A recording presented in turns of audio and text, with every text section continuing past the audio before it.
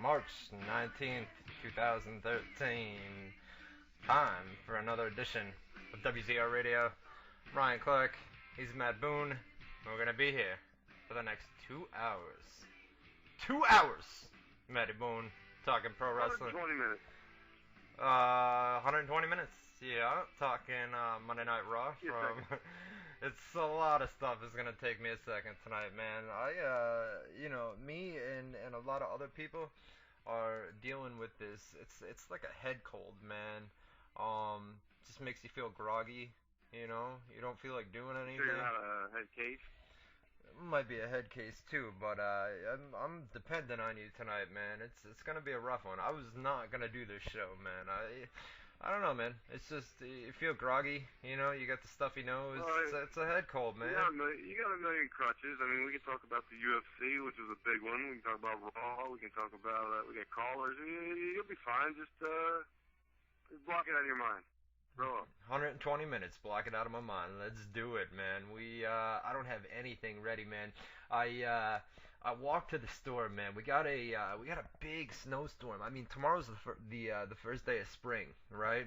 And we got this big snowstorm last night. I mean, we wound up with, I don't know, there's got to be 8, 9, 10 inches out there. And then they're saying, you know, there's another band that's supposed to come through right now, and it's like a heavy, wet snow. Well, I think I said it on here a couple of weeks ago. You know me, man. Even in the wintertime, I wear sandals and socks. I'm not afraid to admit it, dude. It's what I do. I wear sandals and socks. I don't like shoes, dude. This motherfucker was saying he tried wearing sandals and socks into some fucking nice, like the Playboy Club in Vegas. He thinks he's going to go in there in sandals and socks. He had no idea what a dress code was. He's retarded. So, anyways, dude, well... They gave me a warning at the complex that I live in, right, where everything had to be out of the hallway, because I had some furniture out there that I couldn't put inside the house, you know, or I could have put it inside. I was just lazy, man. So they kept putting warning up after warning, you know, anything in the hallway we're gonna remove, we're gonna take it and we're gonna throw it in the trash, right? I left my shoes out there along with the furniture. They took the furniture and the only pair of shoes that I had and threw them in the trash. So, you know, one morning it snowed and I went out there. The only time I really, really want to wear shoes or have to wear shoes is when it snows outside. They threw my shoes in the trash along with the furniture. So it was like, are you kidding me? You know what I mean? I mean, before somebody walks into somebody's house, the polite thing to do is take your shoes off, man. You don't want to fuck up their carpet, etc., etc. And you leave your shoes outside the door. Apparently. Okay, yeah, we don't have snow down here, so if I were to take my shoes off in someone's house, I'd take them off in their house, not outside their house. Okay.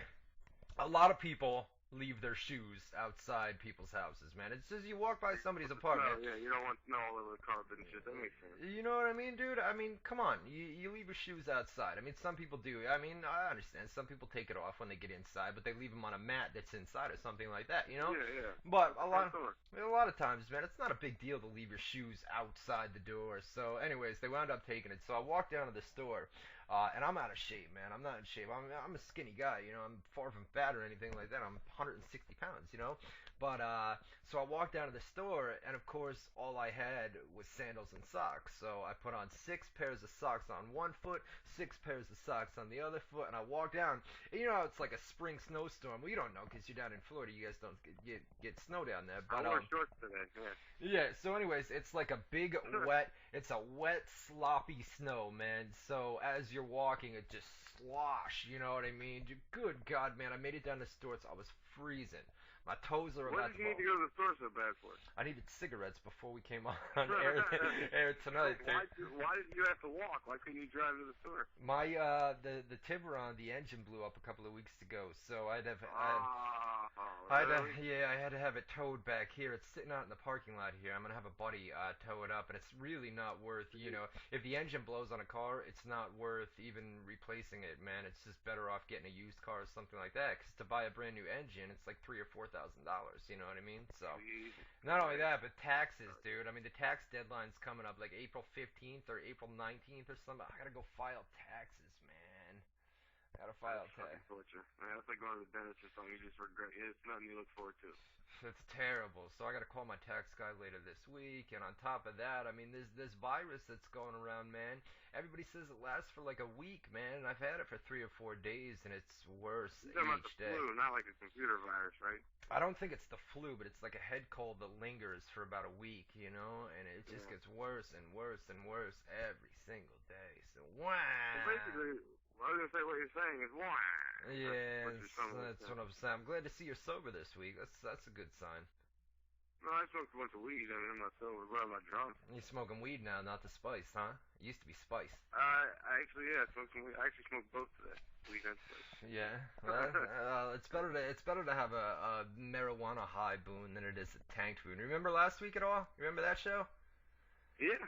Do you? You don't remember that show. Why wouldn't I? You don't remember anything that happened on that show. Get out of here. Last week was fucking ridiculous, dude. When you're drunk on here, you know what it is? When you're drunk on here, man, I just gotta take a deep breath. You know what I mean? Because we're live. We're on live radio, so I just gotta take a deep breath and be like, all right, man, I want to kill this motherfucker. I want to wrap my... It's like babysitting a kid, or like, but you're in like Walmart or something. So there's like people all around you and shit, so you can't just like smack the fuck out of them. That's what it is, dude. That's exactly what it is, bro. You can't smack the shit because everybody's listening. But God, I want to choke you out so fucking bad. So I just take a deep breath and say, I'm gonna let him go. We're gonna be out of here in a couple of minutes, and I'll let him go. We'll come back next week. But somebody asked a good question last week, man. They called up and you just were fucking. I was trying to talk about Scott Hall. And I got a sober boon, a semi-sober boon this week. So we got to address Scott Hall, dude. He hit, you know how DDP put that thing out for $80,000? They wanted to raise it because the guy doesn't have any insurance, and you know he needs a hip replacement or something. Yeah, and dental work and everything else, right? So they went out and they wanted to raise $80,000. $80,000. That's a lot of money, man. And they are well above that now. So all these fans came in and donated. And, you know, one guy called up last week. I don't know if he's listening tonight, but I said we were going to address it again this week. You know, why donate to a guy like Scott Hall who back in the day made millions of dollars and spent a lot of it away on drugs and alcohol? Why would you donate it to a guy like that? And what's that? That's a pretty good question. I mean, I can see how that could be a topic of debate. Yeah, and I think I've got an opinion on it, and I know you do too. We're probably going to disagree, and it's probably going to make for a good, good debate here later on. And then we didn't have any pay-per-views or anything this week. I mean, WrestleMania is in 19 days from today. I think it was 20 days. Still a few weeks away at least. Yeah, we don't need to rush into that yet. Yeah. So all we got to talk about is Monday Night Raw from last night, and then we'll talk Scott Hall a little bit. We're going to talk about... Yeah, we got to talk fucking DSP Diaz, too. It's insane if we don't. That's what I think. Yeah, and what happened at the post-fight press conference, too? Nick Diaz, cocaine, hell of a drug. Oh, Jesus Christ. Are you really going to go on the air with that dumb fucking theory? No, I'm just going to bring it up to argue with you a little bit, because arguing makes good radio. You did lose a little bit of money on Saturday night. I know that for a fact. Who'd you hear that from? You lost to me, motherfucker, to two semi-main events. Is that the rumor? That's a fucking true story. True story? Oh, yeah. You bet on Condit and you bet on Marquardt. You don't remember? I don't know what you're talking about, dude. I don't lose no money on Saturday. What are you talking about? No. I lost a little bit of money. You posted about it on Facebook, motherfucker. I lost a little bit of money. But not much. It was a little bit. Yeah. So anyway. The funny part was, I wanted to pick Condit. You were like, no, I got Condit. Because you just lost. You were like, I get to pick. I got Condit. And then they lost that one anyway.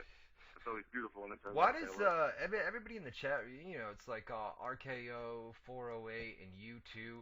Come on, man. Hendricks has no chance against GSP. Really, dude? I think really? He does. Why? I was telling you, I think he's the guy that can beat him. I mean, he's got the wrestling, and he can knock anybody out, so, shit. I would have thought Diaz would have had a better chance than Hendricks. I mean, Hendricks looked great. I mean, he looked good. He looked good in that fight. I mean, don't rule him out. Never rule anybody out. I mean, it's a fight. You know what I mean? One punch knockout. Somebody gets knocked out. It's over. And not only that, dude, but the UFC 158. I mean, the main card, it sucked. You know, and that's what, dude. It always is, man. All these fights that they hype up, right? You see it all over, Sports Center and everything else, right? And those are the cards that turn out suck. I mean, the Facebook fights and the prelim fights on FX were awesome, bro. And then you got to the main card, and it sucked. It was bad. It wasn't a good show, dude. Come on. The Condit Hendricks fight was awesome. But other than that, on the main card, yeah. I mean, the main event wasn't terrible, GSP Diaz. It wasn't awful, I don't think, but it wasn't exciting by any means either. But, Connie Hendricks, I think, that was amazing. So I kind of made up for it. But yeah.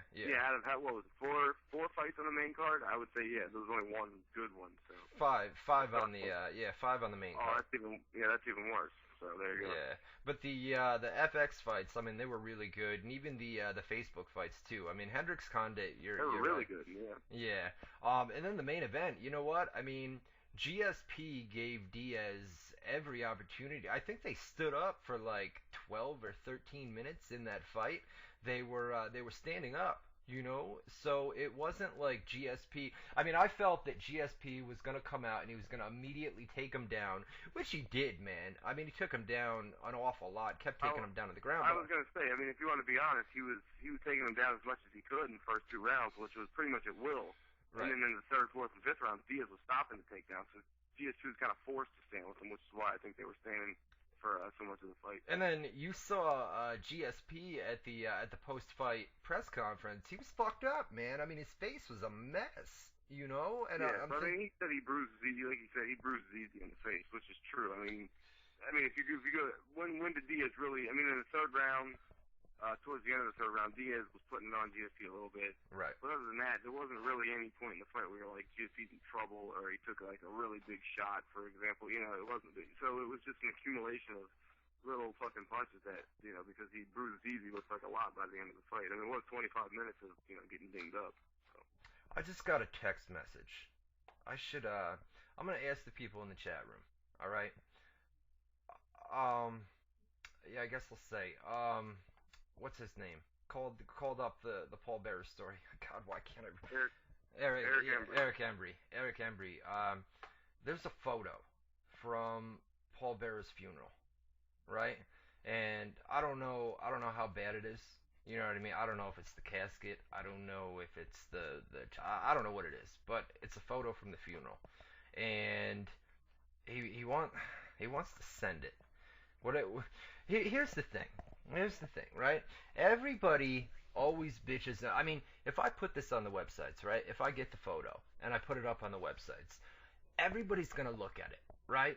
It's going to be the highest viewed post. But then in the comments section, everybody's going to bitch. You are the most disrespectful motherfucker. You gotta understand. Fuck what people think, first of all. You're a journalist. It's not your goddamn job.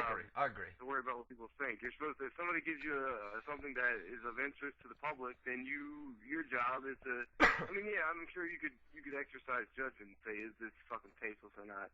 But at the same time, I look at it as, if this guy's sending it to you, I'm sure he's sending it to other people, or it's going to get around one way or the other, and if you don't put it up, somebody else will, so you might as well put the fucking thing up. That's how I would look at it. That's what it is. You know what? I don't know. And it's you know what, dude? Everybody says it's probably, you're probably right. I'm probably going to put it up, and I'm going to take a lot of heat from it. You know what I mean? But it is everybody in the chat saying not to post it. They don't understand. I don't think what it is we do for. But you know what? You know what? If I do put it up, and the people that are saying don't post it, Ryan, they're going to be the first people that go and look at it, because people love drama. They love gossip. They love the juicy details of a story. They want the juicy details, right? Those are the highest viewed posts that we put up on the website, man. But then, well, that's all you got to say right there. In one sense, the people that are in the chat room bitching are the same ones that are definitely going to go look at it. It's like, goes on the website. You think they're not going to look at it? Of course they're going to look at it. You know what though? We put up like I think it was maybe 2 years ago, right? Like Frankie Kazarian nude photos or something like that. It was a photo of his dick or something in the mirror, right? And everybody clicked on it, dude. It was one of the highest viewed posts, and of course, 80%, more than 80% of the people that visit the websites are male, of the male demographic, And everybody, why? Not because everybody's gay, and everybody, it's curiosity, man. It's Well, curiosity. that is a controversial thing. I mean, like another controversial one. I don't think it was you. I think it was the guys that I hate the fucking guts now that I used to work for. Posted a picture of somebody with like a bong or something, I want to say. And like, I don't want to even say he got in trouble. Like he got fucking fired or some fucking, who the hell was it? Not Samoa Joe. Somebody like that though. Somebody in that kind of level. Yeah. Oh, fuck me. I can't think of the guy's name now. But, yeah, he got in trouble or something for it and everything. So, but it was homicide. Homicide had like a bong or something. Remember that? Yeah. What was it? Homicide or somebody else? It was homicide. I don't know if it was a bong or not. It might have just been a hookah or something, but I think it was posted as a bong and he got in trouble for it or something. Yeah, I don't know. But things like that draw, you know what I mean? The point is, anything controversial, and the same issue there is, you got a guy that's potentially smoking illegal drugs on camera in a picture. Yeah. Do you publish that photo if somebody sends it to you? And I say you do. I mean, maybe I'm an asshole. I don't know. I say fuck it, post it. Yeah, it's Shit, I mean, if you don't, and in that case, I think it was. He put it on like his MySpace or something. Yeah. And then or Twitter or whatever the fuck, and was like got mad that the wrestling sites posted it, and he got in trouble. Right. Like, motherfucker, don't tweet the goddamn photo of it if you don't want it to get out. Otherwise, what do you expect? No, it'll probably wind up going on this. I'm just giving you guys a fair warning. It's probably gonna go up tonight or tomorrow, man, when I feel better. But all right. So this is what we're gonna do. I got you know how we do the crazy story of the week, right? I got 2 crazy stories for you this week, man. I'll make them quick, and then we'll get into Monday Night Raw from I know last what night. we're gonna do. That is crazy. And the one from today, right? Yeah. Yeah, that is nuts, bro. Here's the first one. You ready? Actually, first of all, I got a joke for you, right?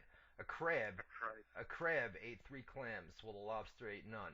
So the lobster said to the crab, "You're so shellfish." Ah! I got another one for you. Check this out. This out, right? Lil Wayne, man, he was hospitalized, right? Last week, man, he was in the ICU, right? Lil Wayne, he was hospitalized. Word on the street, you know what I mean? Word on the street, you get it? Get the pun there, rapper? Word on the street. He was just a little wheezy. See,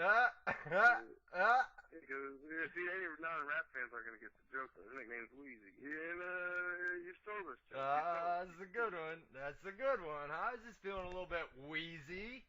Get out of here.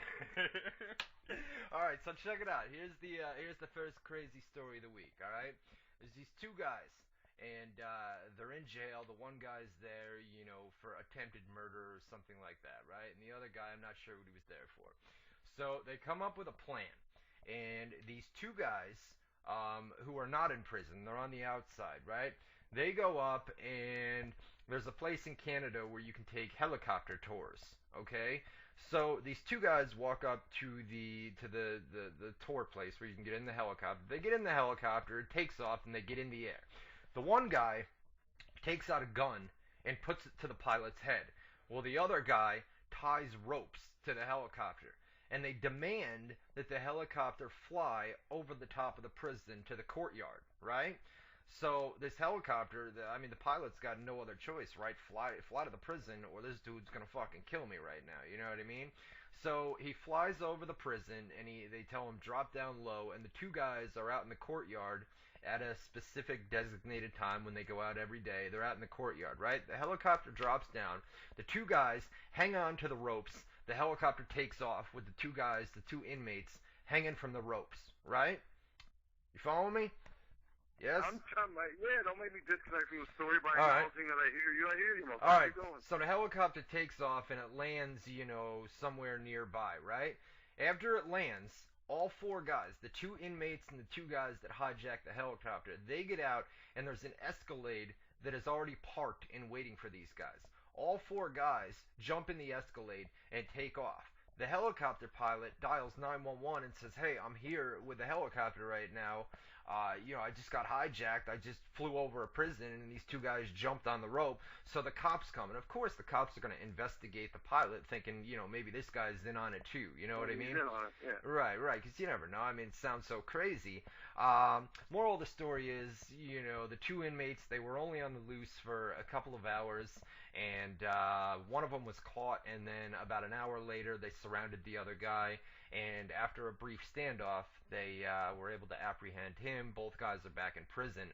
But what a daring escape, man. Is that crazy or what, man? That people go to that lengths to get out of prison, you know? I'll tell you what was crazy, hearing you finish up that whole story with what a daring escape. It was a daring escape, brother. I mean, it was pretty crazy, man. It's not often you hear about that shit, dude. Not only that story was a bit of a letdown. It was a bit of a letdown. Well, you've got attempted murderers out on the loose. You'd think you'd want them caught, man. You would want them caught, you know? But that's straight out of a fucking movie, man, where a helicopter flies in, two guys jump up on the ropes, dude. They take off, and they get dropped off. And there's James Bond shit for sure. I was picturing the second story, though. Since I know how good that one is, that one was a letdown. You gotta tell the second story. All right, the second story is last year a guy named T.J. Lane, right, opened fire in a high school it was, and killed 3 kids. Opened fire in the cafeteria.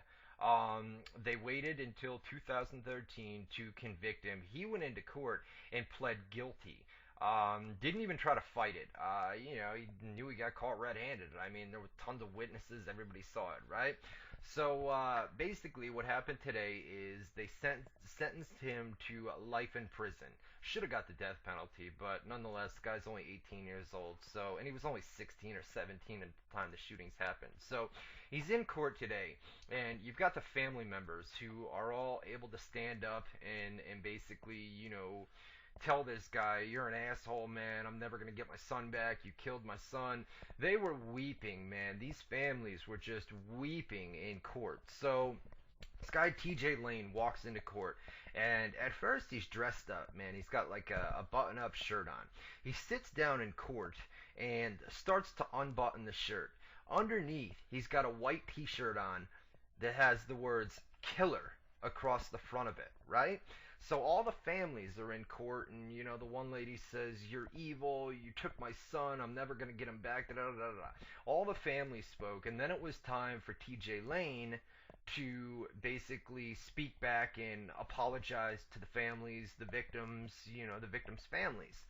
This guy stood up with the shirt that said killer. And by the way, while these families are saying stuff like, you know, I'm never going to get, you know, just weeping in court, this guy was smiling and smirking and just didn't give a fuck. So he stands up and he says, the hand that pulls the trigger that killed your sons now masturbates to the memory. Then he throws up two of his hands, gives them the middle finger, and says, fuck you all, to the family members who are weeping and crying in court that had their sons, and I think it was all sons that they had, 3 of them, you know, were murdered by this guy. He stands up in court and just says, fuck you all, man, with a killer. I mean, you gotta be kidding me, man. You gotta be kidding me. That's the biggest heel in this. I mean, Nick Diaz was the biggest heel in the world up until, I don't know, Saturday night, but that motherfucker just took the crown. That's the biggest dickhead move I've ever heard in my life. I was shocked when he told me that story. I'm like, wow, what a motherfucker, man. Like, what a fucker. Like, that's daring. Jesus Christ, man. Yeah. That's insane. I mean, prison inmates have access to TVs and things like that, and they're going to know who this guy is, and when he gets in prison, not only that, but keep in mind, the guy's 18 years old right now, you know what I mean? He's going to sit in prison for, you know, the rest of his life, and I'm sure that when he turns, you know, 40, 50 years old, he's going to think back and say, you know what, he's going to have a lot of time to think about what he said in court today. And although, you know, he's acting like a dickhead today, I guarantee you when he's 40 or 50 years old, he's probably going to reach out to those families and say, listen, I was just a kid, I was an asshole. And hopefully the families don't forgive him, man. Families aren't going to forget something like that. But I guarantee you when a guy like that sits in prison, you know, when he's 40 or 50 years old, when he's a lot older than what he is now, he's going to look back on that and say, man, that was a real fucked up thing to do. You know? I wouldn't even analyze it. I mean, let him ride. Who cares what if he ever realizes if it was wrong or not? Fuck him. But the chat room, which you can access, by the way, if you hop on your little computer machine and type in www.WZROnline.com/chat. 2 guys sum up everything in that story. The first would be, what was it, shit. I don't want to get his name wrong. AMC Boy in the chat room. He says he will be raped in prison, which is very true. People like that. Oh yeah. Usually when they go in, everybody else knows like this is a little punk bitch. Motherfucking take care of him. So Right. he'll probably be the bitch of the prison. And the second thing was oh yeah, Rygal said Boone would kick his ass in 2 seconds, and that's a true story. You knew that was coming. Yo, if you knew how hard it's, I know you guys, especially you, Boone, you don't care. It is snowing like a motherfucker out right now. Holy shit. Somebody go to weather.com or whatever and check the radar, man, for Albany, New York. If you guys saw how hard it was snowing out right now, they're saying that thunder snow in this band that's coming through right now. We're supposed to have some thunder and lightning. It's been reported out west, and it's coming through here right now. Wow, is it snowing? It's crazy. Dude, you sound the excitement in your voice talking about how much snow's coming down. You sound like a little kid who just saw the presents under the Christmas tree, on the 25th in the morning. When it comes to snow, I'm worse than Jim Cantori from the Weather Channel. I'm worse than Jim Cantori, bro. It's great, dude. I'm on the radar sites. I'm checking it. Great reference, by the way, for an international radio show to reference your local piece of shit upstate New York weatherman. Motherfucker, everybody knows Jim Cantori. First of all, he works for the Weather Channel, which is a national fucking TV station. Yeah, 90% of our fucking listeners are from Canada and England, you fucking dickheads. They get the Weather Channel out there too. It's a worldwide. They cover everything. Listen to the people in the chat. To the people in the chat room. Have you guys ever heard of the name Jim Cantori from the Weather Channel? Yes or no? Give me a yes or no. Have you ever heard of Jim Cantori from the Weather Channel? Get out of look at all the yeses. Everybody's saying no. Get out! Look at all the yeses, dude. There's tons of yeses. Get out! I've put videos up on my Facebook of Jim Cantori and he's screaming, oh my God, thunder and lightning. Oh my! You guys have all seen him. You know what I'm talking about. The people that are saying no are just fucking retards, dude. Get out of here. You know what it is. Anyways, so did you watch Monday Night Raw? Anyways, the point of the story was it's snowing, right? It's snowing like a motherfucker out. It's snowing like a motherfucker out right now. So what else? We're gonna do rapid fire in hour number 2. I guess we can do a poll. Do you think CM Punk went too far last night with the Paul Bearer stuff? What do you think? Did he go too far? I don't know. I mean, it was the whole storyline's too far, but within that premise, I don't know, it was just cheesy. Like, and goofy and stupid. Like, it was dumb. Like, they're going to build the whole fucking angle off of that. Like, that's just, they could do better, I think. You think that's a dumb poll, too. There's got to be something better. What's the... I put up, the poll from last week is still up right now. Do you think the Paul Bearer storyline is disrespectful? 100 or 72% said I'm fine with it. The other 28% said disrespectful. So a lot of people are cool with it, man. And not only that, I'm telling you guys, we'll get into it more when we talk about Raw. The whole payoff is WrestleMania, man, with Taker winning, and he gets back the urn, and it's the ultimate tribute in the end, and everybody forgets about everything that CM Punk did, because The Undertaker, everybody remembers WrestleMania, the biggest stage of them all. This whole angle leading up is CM Punk's got the urn, The Undertaker wants it back. When is he going to take it back? WrestleMania. They do this every single year, man. Is The Undertaker streak going to end at WrestleMania? And for some reason, everybody buys into it. Every year. This is the year. Taker streak is people dead. Buying into it? People are buying into it again, man. 20-1. Everybody's saying 20-1. And you know what? When you're watching the match at WrestleMania, you're going to be watching CM Punk and The Undertaker. It's going to be a great match. You know Undertaker, he's great. It's WrestleMania, man. Taker never has a bad match at WrestleMania. CM Punk, he's a great worker, right? You know damn well they're going to have an awesome match. It's going to come down towards the end of the match, and it's going to be near fall after near fall after near fall. Taker may even hit a tombstone, which is banned in WWE these days, right? May even hit or CM Punk may hit a tombstone or something on Taker, right? And you're thinking there is no way, man, it's over, and you're all going to think, they're going to swerve you, man, you're all going to think that CM Punk is really going to do it during WrestleMania. I guarantee I'll probably even be watching the match thinking, you know what, there's a chance right now that CM Punk may win this match. It ain't gonna happen, man. That's their job. That's the whole point of those matches, the way they've been structured. They're designed to make people, hopefully at some point in the match, think, oh shit, he's dead. This is where he actually loses. Like, the most famous example and the most recent would be when Shawn Michaels was ref and he did the super kick into the pedigree, and for that split second, you suspended your disbelief and you thought, like, oh, fuck, you're going to lose. But the question I have, I was just about to make a point, and then I sat here and almost talked myself out of it, is... Haley, look outside. Look outside real quick. This motherfucker, listen to him in the middle of his radio show. Yes, it's snowing like a motherfucker. Listen to that. Well, it's snowing like a... Everybody needs to look outside right now. If you knew how hard it is snowing... I've never seen it snow this hard, man. It's snow. It's snow. It's snowing like crazy out. I had to take a break. Everybody needs to... outside here. I'm going to keep interrupting you to say, oh my God, that wind. No. Oh, man. I can't. It's unbelievable. I wish I could go outside. I wish I could take you guys outside. I almost want to just quit the radio show and go outside and stand in this first. Can I do that? Can I do that real quick? Can I go outside and stand it? Can I do that? Well, go ahead. Okay. Yeah, go ahead. All right, I'll be right back. All right, well, he's going to go make snow angels in the snow like a big fucking fruitcake from New York. Ryan guy was with me. He says it in the chat room. Yeah, he should take pictures. I didn't get to tell him that before he left, so that's my fault. But no, I guess I'll try and talk about wrestling. I'd really much rather just sit here and make fun of Ryan for being a fag for the show to go play in the snow right now. And he's lived in New York his whole life, and he's fascinated that it's snowing hard in the summer, or in the winter, I mean. Whatever. But no, the point I was going to make was about the build-up to the CM Punk Undertaker match. It'd be nice in the background. All right. You talk to Boone while I go take a photo. I'm going to take a photo. I thought you were going to play in the snow. Okay, you're on there. Say hello. Hi. Hi, Haley. Hi. You outside in the snow? No. You going outside soon to look at the snow? I'm looking outside right now. Are you looking out the window? Uh-huh. Is it snowing real hard? Yeah. Is there a lot of snow on the ground? Mhm. Oh. What's up, Richard? I don't know what to do with this guy.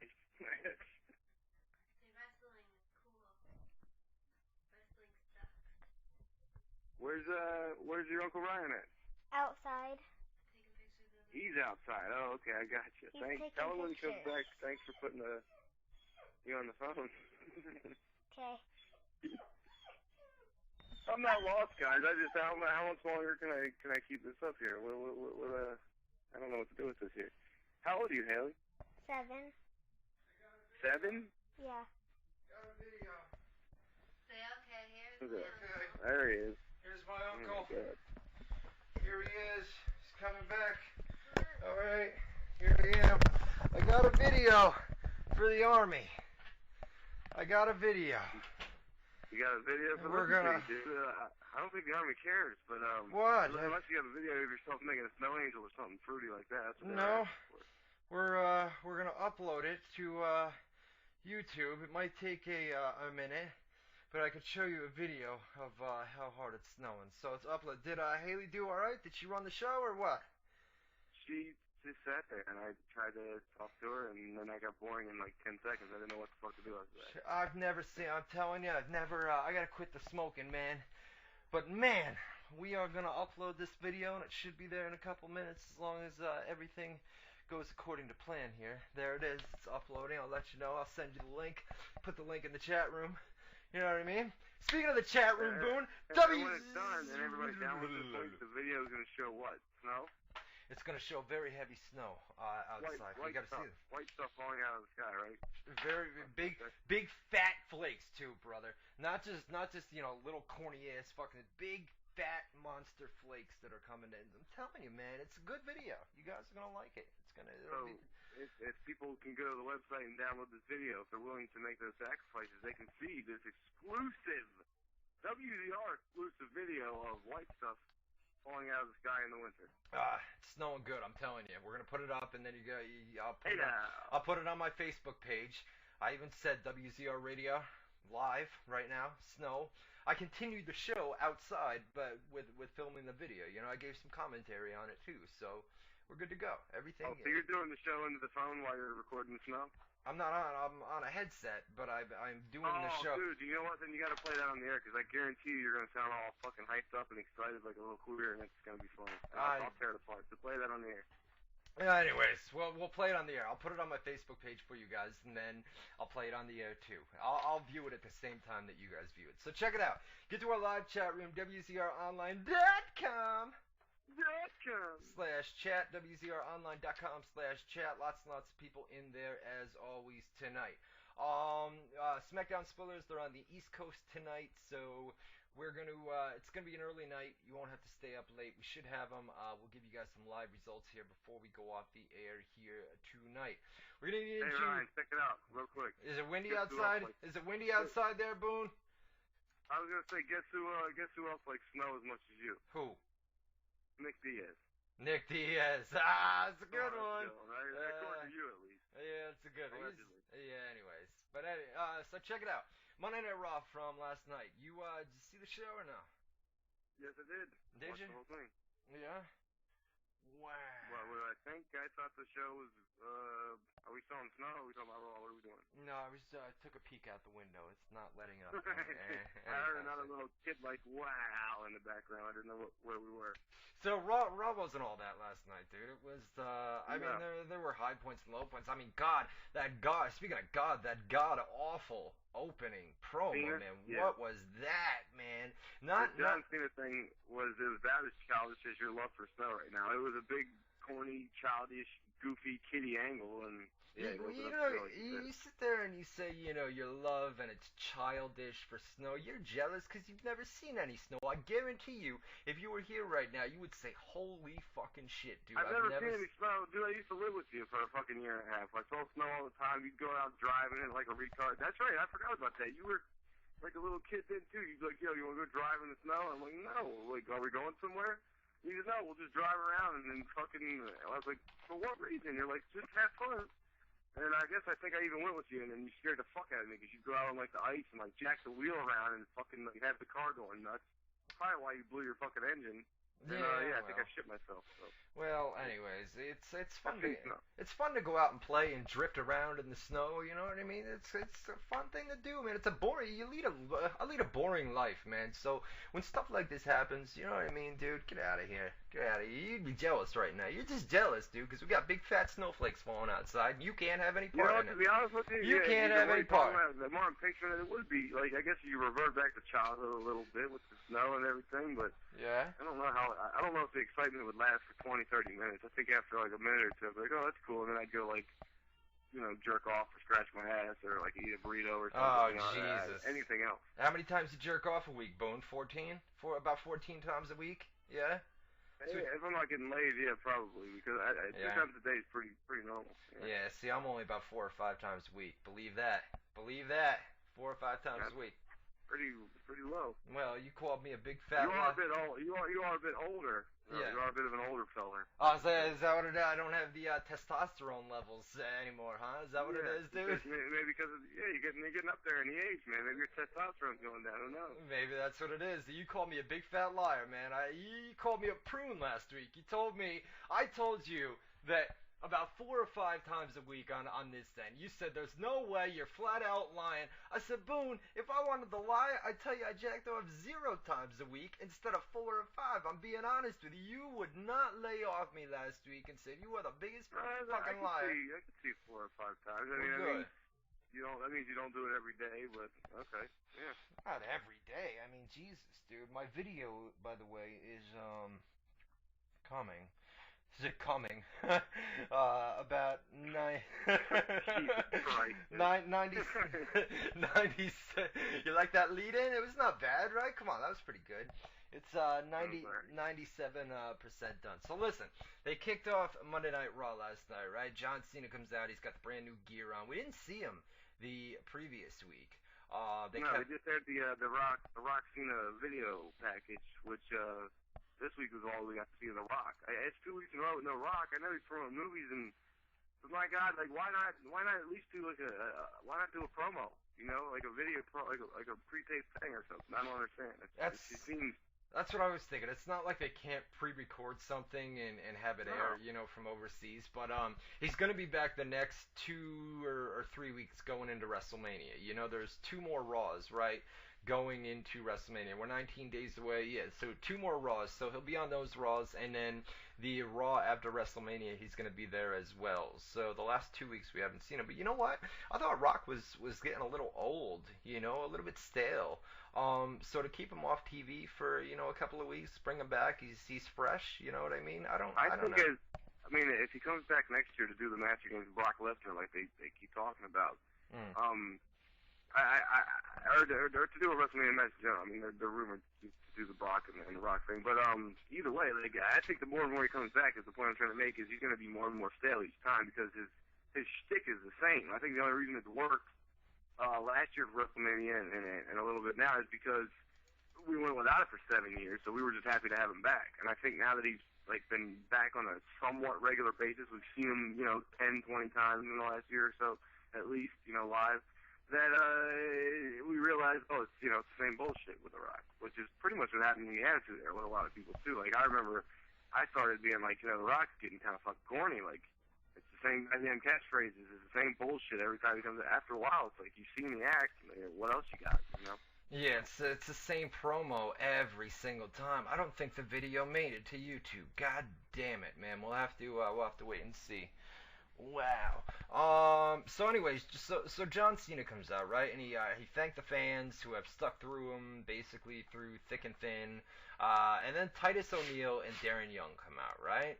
And Titus O'Neil, he's his new name, or he's the uncle of Darren Young, right? And he's got the wig. What do you think of that? He calls himself Rufus Pancake Patterson. You know Patterson's got to be some sort of rib on Pat Patterson. And then I'm thinking to myself, what, does Patterson have a love for pancakes or something? There's got to be some sort of rib with Pat Patterson and pancakes. No? Did you get that feeling? Rufus, you got Rufus Art Jones, or you got oh no, that's Ralphus. For sure, because old bodyguard, the big fat guy that wore the belly shirt, that was Ralphus. Rufus Art Jones, Pancakes Patterson, and he was wearing the wig. I can't put it together. I'm sure there's something there. I'm sure there's some kind of inside joke there. But what did you think of his promo and that character or whatever? I think I'm about to fucking put a video up. It's on my Facebook page.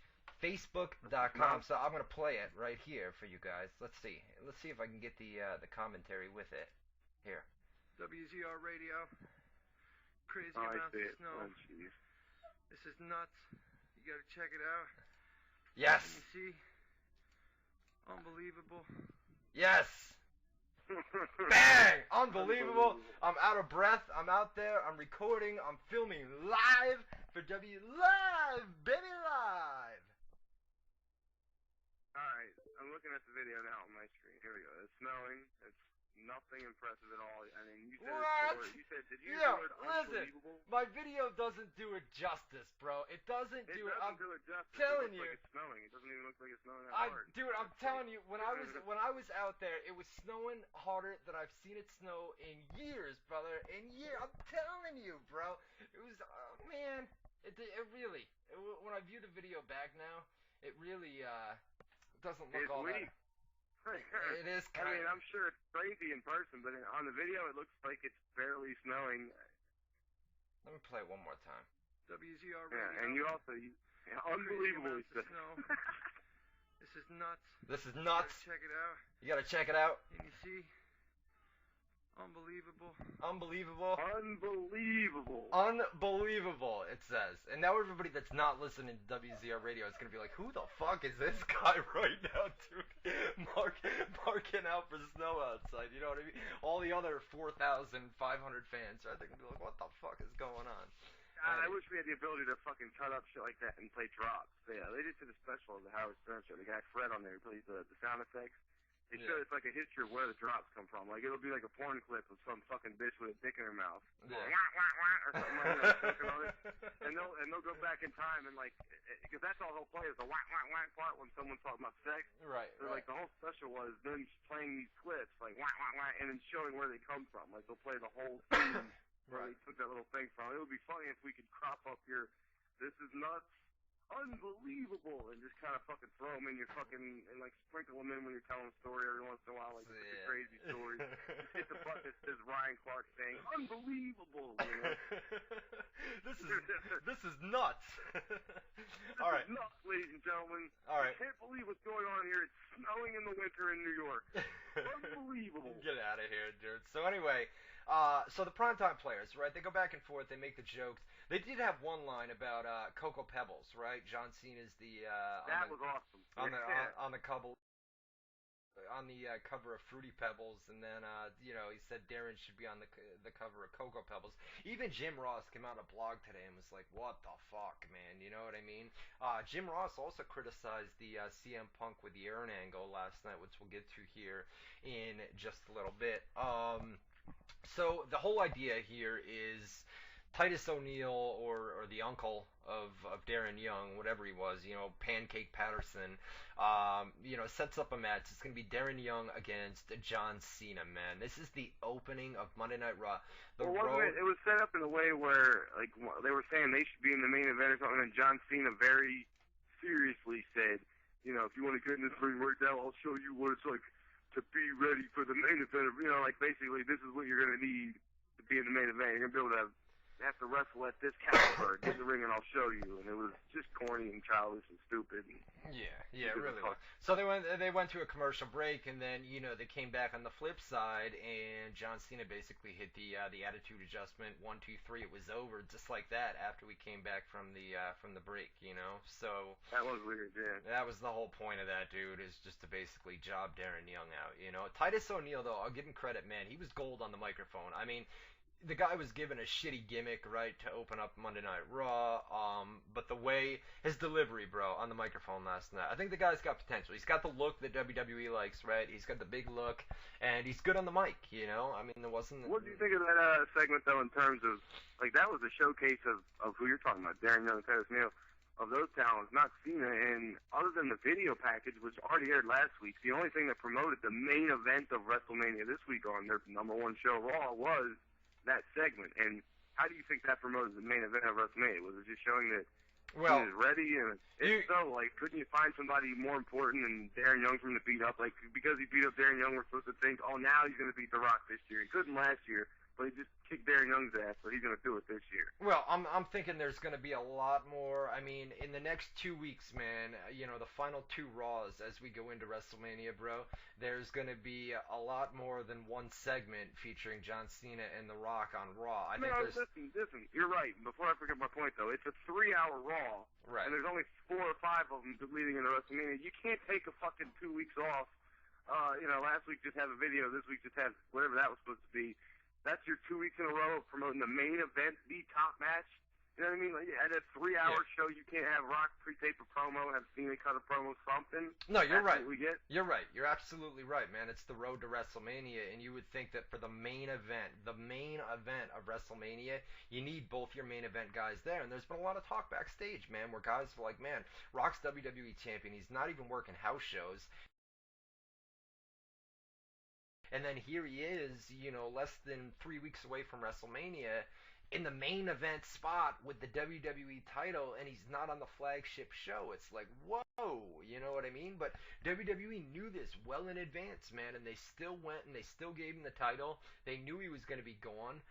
They had the dates that he was going to be gone, and they feel that, in the next 2 weeks on Raw, they're really going to have to hard sell that. You know what I mean, dude? So you're going to have multiple John Cena Rock segments, whether they be backstage or in-ring, over the course of the next 2 weeks, going into... I think the perception might be because there's so many high-profile angles. Yeah. The Triple H Brock thing, the Undertaker CM Punk thing, and then The Rock, even though they have few main events every year, but because those are so big with the death of Paul Bearer and the fact that they're using it, and then the Triple H Brock Lesnar thing with Triple H's career on the line now, which we'll talk about more later.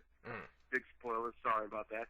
But I'm just saying, the fact that those are so big, I think they don't want to burn out the Rock scene and stuff and have it get stale being in WrestleMania. So I think the perception they have is, all right, well, 2 weeks we'll focus more on, Punk, Taker, and Lesnar, Triple H, and then when Rock Cena comes back, it'll have that momentum because we haven't seen Rock in 2 weeks that it'll feel bigger for that reason. But whether that is the case remains to be seen. We'll find out next week, I'm sure. So HHH in the chat room says, "God damn, Clark just butchers the English language." And then this Stephen Graveic guy says he's from Albany. They don't know how to speak the English. Is my accent that bad, man? Is it that bad? You can't say it's bad because it is what it is. It's a fake fucking New York accent, though. That's for sure. It's not a fake New York. It's the way I talk, bro. And I said thick. Oh, thick? Is it really a thick New York like my accent? cock. Thick. Yes. Oh, Jesus, all 7.5 inches of it. Blah blah blah blah. So listen, we had the next match on Raw was Ryback against David Otunga. Hey, speaking of David Otunga, you ready for this? Somebody tweeted him a link for The Call, which debuted number 2 at the box office this weekend, right? It did really good numbers for a WWE Studios film, right?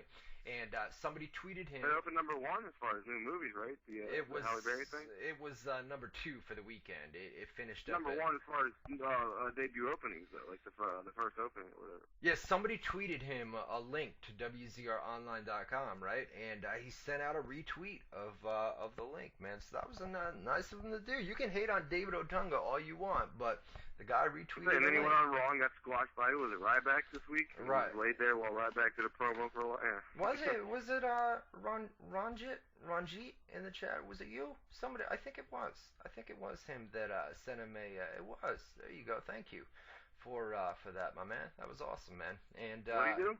Well, he sent David Otunga the tweet, a link to WZROnline.com with the numbers for the call, and then David Otunga retweeted it to the fans. So he must have that's how you got that. Okay. Right, he must have went and read it and then said, all right, I'm gonna retweet this. So that was pretty cool of him to do. I appreciate that, man. Two things that excite Ryan Clark we've learned tonight are snow and David Otunga reading his website. Well, come on, bro. Paul Bearer. I brought this up. Paul Bearer, this is a true story, man. Paul Bearer, Eric Embry, had no idea about wrestling news sites, and Paul Bearer was the guy that said, go to WZROnline.com. You read this website, you can get all the news in one stop. And that was his main website, man. Paul Bearer's main website was WZR. That's a pretty cool story, man. It was awesome. That's pretty cool, man. So yeah, it was basically a squash here, right? David Otunga got squashed out, and I'm thinking, you know what? The guy, he debuts at number 2. His movie, it was come on, man, it was based around Halle Berry, obviously, man. She's the main draw of that movie, but David Otunga had, a supporting role in the movie, and now is your chance. I mean, I know it's David Otunga, the guy's green, but give him a little bit of a push, or at least mentioned it, right? They promoted The Rock's movie over in the G.I. Joe Retaliation, right? They promoted it. There was at least 2 or 3 different video packages they hyped up. They didn't even mention David Otunga's The Call. They didn't even mention it on Raw. And if there was ever a chance to, give this guy a little bit of a push, you know what I mean? Almost as like, you know what, WWE Studios, they're failing miserably, lost millions and millions of dollars. This guy gets put in a movie that debuts at number 2 at the box office, makes him like $20 million, and your way of, I guess, thank you is to go out there and put him in the ring with Ryback and just squash the shit out of him. How about for one night? I'm not saying push David Otunga to the moon, but how about for 1 week? Let him give him a little bit of a push. I'm not saying push him. I think they look at it as 2 separate businesses, the films and the wrestling, and what supports that is that if you look at the top drawing movies in WWE film history, I think the top ones, they were starring like Ted DiBiase Jr., who was never shit in WWE, and then who was the other one? Another fucking no name was the other one. Over guys like John Cena and Steve Austin and Kane. So I don't think that. I think they just say like, well, we'll put this guy in a movie because he has a look. Like David Otunga's a good-looking dude. Ted DiBiase's a good-looking dude. Maybe they can act a little bit better than some of the other guys. Who the hell knows? And especially in a smaller role where they're not relying on to carry the film and don't have to be the superstar like a John Cena who has to carry the film and be the leading guy. You know what I mean? I think they look at it as 2 separate things, and he can go job his ass off on wrestling and still be a WWE film supporting actor, no problem. I don't know. I felt they could have at least mentioned The Call on Raw last night, and I don't think they did. And then they just had him go out there as basically, you know what, you made us $20 million, or the movie made $20 million. I mean, I'm sure it cost $15 or $20 million to produce, so they're probably breaking even right now. But for the next I couple of think weeks. it's already profitable, actually, at this point. All I mean, right. it's not a mega fucking hit yet, but it's All right. profitable. I think they already turned a profit. All right, but for the next couple of weeks, it's still going to come in, and it's going to bring 10 million next week, 5 million the week after. So it's all profits from here on out, and the way of basically saying, you know what, you did a good job, David. I mean, here you go. Here's Ryback. Get squashed out. Fuck you. You know what I mean? You're still a jobber in our eyes. And I felt like, for one night, just promote the call. Have him even in a backstage promo or something like that. You know what I mean? Don't have him go out there and get squashed to Ryback. I mean, that's just a slap in the face to say, you know what, fuck you. You made us all this money. Fuck you. You're still a jobber in our eyes. Come on, dude. He didn't make him all that money. He had didn't. such a fucking insignificant part that anybody could have played it. And Nah, the same numbers. dude, he had a pretty big part, man. He had a pretty big part. Yeah, but do you think that you think it opened because people said, "Oh, wow, this David Otunga kid is doing a great job in this role. Let's go see this movie." No, it's sold because of the concept of the movie. It's a fucking you get the phone call. Yeah. I mean, you see the trailer and that sells the movie. I Anybody understand. could have played Otunga's part, so he didn't. All right. He didn't move the numbers any. He had nothing to do with all the right, fucking success of the movie. But he had a little bit to do. He's a WWE star. He was featured in a WWE Films movie. Yeah, they should cross-promote. I'm agreeing with you there. They should cross-promote. That did well at the box office, and he was featured in it. Of course, he was cast to feature in it, and I'm not saying that he was the reason everybody said, oh my god, David Otunga's in this movie, we gotta go see it. That's obviously not the case, but just as I felt like they could have done more with him on Raw last night, other than job him out to Ryback.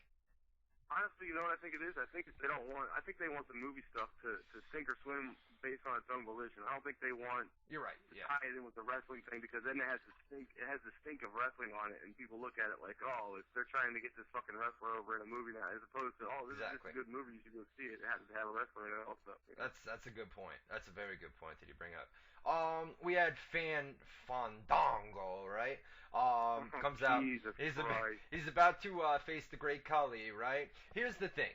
This is a complete takeoff. If you looked at the whole entrance that they did last night, right? It's a complete rip-off. Even the announcers, Michael Cole and Jerry Lawler, talking about ballroom dancing, this, that, and the other thing.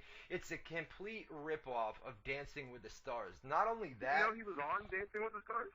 Johnny Curtis was never on Dancing with the Stars. Chris Jericho was. That's what I meant. Yeah, Jericho. That he's wrestling Jericho and shit. He's supposed to face him at WrestleMania, so they're probably going to do some sort of tie-in with that. And they brought up, the whole ballroom dancing and everything else. And if you've ever watched Dancing with the Stars, that whole backdrop that he came out with, with the streamers coming down off the Titantron, Dancing with the Stars is very similar to that. Not only that, Dancing with the Stars premiered last night on ABC. So they brought him out with the same exact setup pretty much that they have on Dancing with the Stars. They referenced the ballroom dancing, da-da-da-da-da-da. And then later in the show, Fandango, or whatever you want to call him, Fandango, cut Jericho off in a promo. That was to plant the seeds. I'm sure Jericho's going to come out and respond next week and say, oh, motherfucker, you cut me off. And then, Fandango's going to probably bring up the ballroom dancing, and you used to be on Dancing with the Stars. We're going to get Dancing with the Stars references left and right, and Dancing with the Stars goes head-to-head with Monday Night Raw, and then that's eventually going to lead into a match between the two at WrestleMania. But that's what they're doing, dude. The whole Fandango gimmick. And who knows if it's going to work, but they're going with it. Because Dancing with the Stars is a really, the show draws crazy ratings, man. It's like American Idol. You know what I mean? It just draws these crazy amounts of ratings where people tune in. So, that's what it is. The whole gimmick's a takeoff. I've never seen it, or the fucking fruitcake American Idol, or the fruitcake, you wouldn't shut up about it on Facebook the other night. The Donald Trump show. What's that? Celebrity Apprentice. Listen, yo. Oh my God, dude. Yo. Shut up about your dumb reality shows. And yo, wait a minute, dude. If you've never seen the Celebrity Apprentice, I've never seen it. I mean, maybe it's awesome, but still. Dude, I'm telling you, you gotta check it out. It's on Sunday nights. It airs from 9 to 11 Eastern time. It's amazing, bro. It's the best show on it's the best reality television show on TV right now. I'm telling you, They bro. don't go saying it's the best show on TV, because fucking Breaking Bad's about to start up here in a couple months. But Breaking again, Bad. and who is it? Right out of the chat says Walking Dead. I hate that fucking show. That zombie bullshit. I hate any zombie, vampire, fucking Wolverine, werewolf show. They're stupid. All right, we're gonna do all about the vampires and the zombies and everything. Get out of here with that bullshit, dude. I can't stand that shit. All right, in hour number 2, we're gonna finish up Monday Night Raw, and we're gonna get into your live phone calls, and we're gonna do the rapid fire segment as well. Rapid fire. Oh shit! I'm sorry. I was reading the chat. I was totally thrown out of the chat. We want your rapid fire questions and comments in hour number 2 by going to facebook.com/Brian Clark WZR. Once you get to the top post, we'll ask you for your rapid fire questions or comments. Keep them brief, one line or less. Don't answer other people. That's our job. Facebook.com/Brian Clark WZR. Get that over there. You're listening to WZR Radio with Matt Boone and Ryan Clark. We'll be back right after that. And we're back.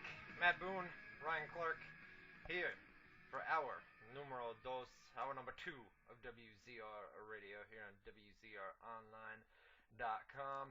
Just to give you guys an idea, all right? And you guys know that if you take a video or if you take a photo of snow, it never comes through as good as heavy as it's snowing outside. It never comes through on a camera. It's very hard. It's very hard. You can see how fast it's falling. It's not falling that fast. Wait a minute. You know that when you take a photo, if it's snowing outside and you take a photo, the photo doesn't capture the snowflakes. It's the same thing with a video. It doesn't capture. Listen, it wasn't daytime outside. First of all, it was nighttime. If it was daytime, if it was daytime, you'd clearly be able to see how hard it was coming down. It was nighttime outside. It's nighttime. Oh my God. The snow's white. You can see it easier in the nighttime. You're crazy. You're defending some bullshit. Are you a fucking? Anyway, wait a minute. You're telling me that if I were to take a video of the snow falling in the daytime versus the snow falling in the nighttime, it's easier to see at nighttime? Are you out of your fucking mind, dude? It's daytime. It's light outside at day. You can see the snow. The fucking snow's white, so when you take the goddamn video, because of the screen and everything, you're not gonna be able to see shit. Yo, you gotta be kidding me. You gotta be kidding. Listen, let me ask the people in the chat room. Okay, let me ask. And don't. Right. They're telling you I'm right. Oh my God! One person told you you're right. If I were to take a video in the daytime, all right, you could see the snow coming down. You could see it hitting the ground. Instead, when it's nighttime, are you so? It's easier to see at nighttime. Wow! I mean, am I crazy? You're a fucking moron, bro. You're an absolute moron, dude. If I were to take a video in the daytime, you can see in the distance. Everybody's telling you I'm right now. Go look. Well, they're a bunch of morons, dude. They agree with you they agree with you on everything. They're morons. Anyways. What do you mean agree with me? I'm either right or wrong. It's either easier to see in the day or easier to see in the night, and it's easier to see in the night. Everybody knows that. These people are freaking retarded. If I were to take a video of the snow, you'd be able to see far in the distance, right, of the snow falling. Instead, you can only see a couple of feet here when it's nighttime, and it doesn't capture. Anyways, the whole point of the coming back from the break here, you got me so bent up, I can't even talk. Dude. So, anyways, don't be mad that I showed you with my fucking flawless logic. We got almost 2 inches of snow in an hour. 2 inches of snow in an hour. That's ridiculous. Caller, tell this guy that he's a moron. All right. First off, is Ryan from the chat where I go, and please. Second of all, in that video, you can definitely tell there's a lot of freaking snow coming down. Yeah, that's what I'm talking about, Boone. Because snow doesn't show up on cameras, but it's easier to take pictures of snow at night, so you're both right.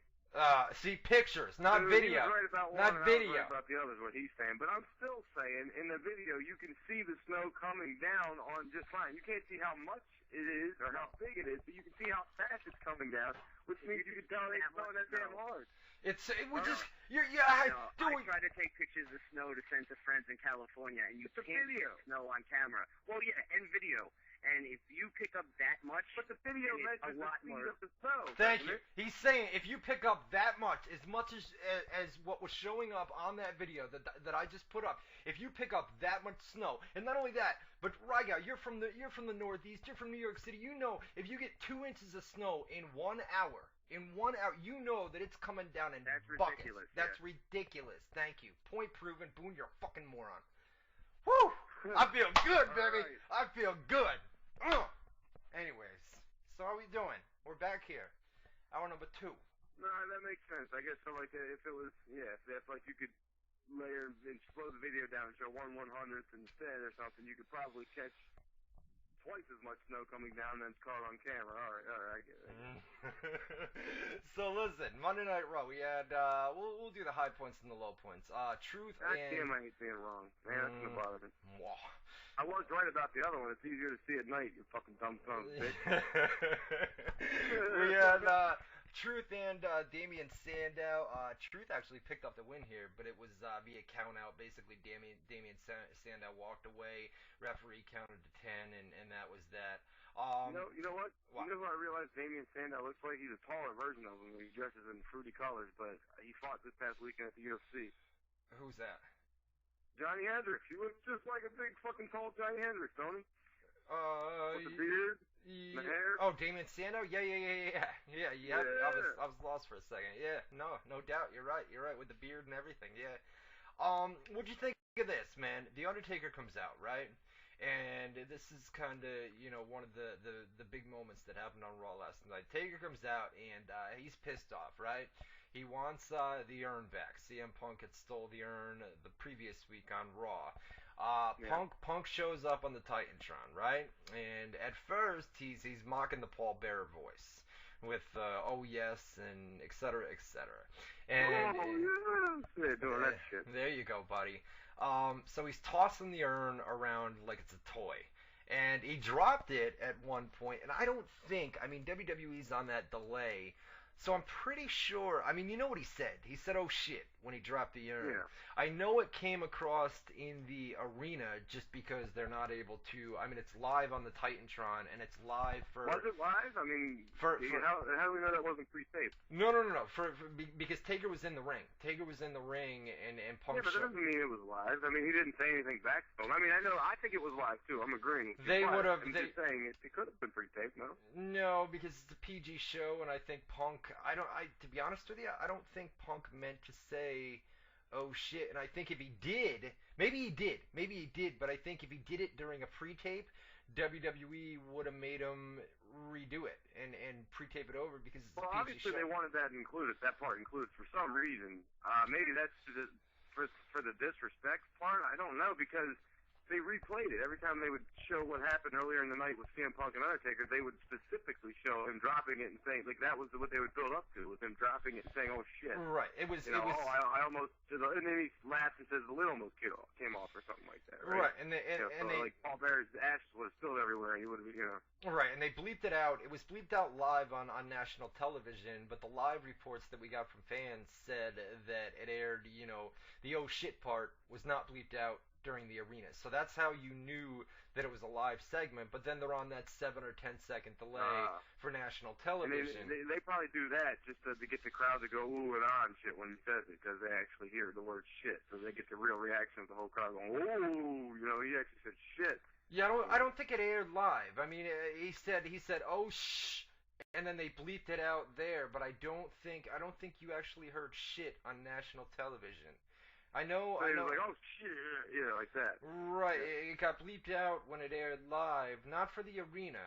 The first time it aired, they didn't bleep specifically it. to sell it to the TV audience. Are you sure? Are you guys sure about that? Everybody says the first time. I could have sworn the first time that it aired. I know they bleeped it on the replays, but I'm pretty sure when it aired live.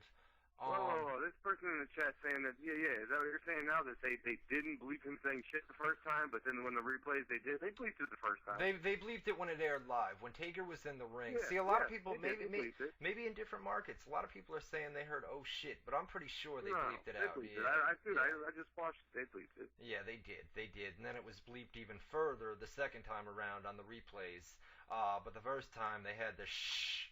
You know what I mean? They just didn't add the T part, you know what I mean?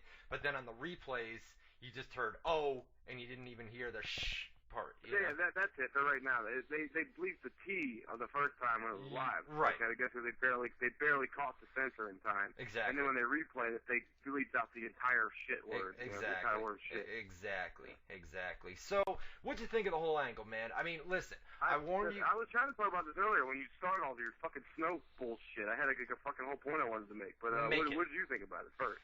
All right, my thoughts were, I warned you guys last week. The Suns were backstage at Raw last week, and I warned you guys that it was only going to get worse from here. The mocking of Paul Bearer was only going to get worse, and it was going to get people pissed off week after week. And you ain't seen the last of this, man. There's still 2 weeks more, and you can bet your ass. You can bet your ass he's still got the urn, and there's going to be a lot more where he's trashing Paul Bearer.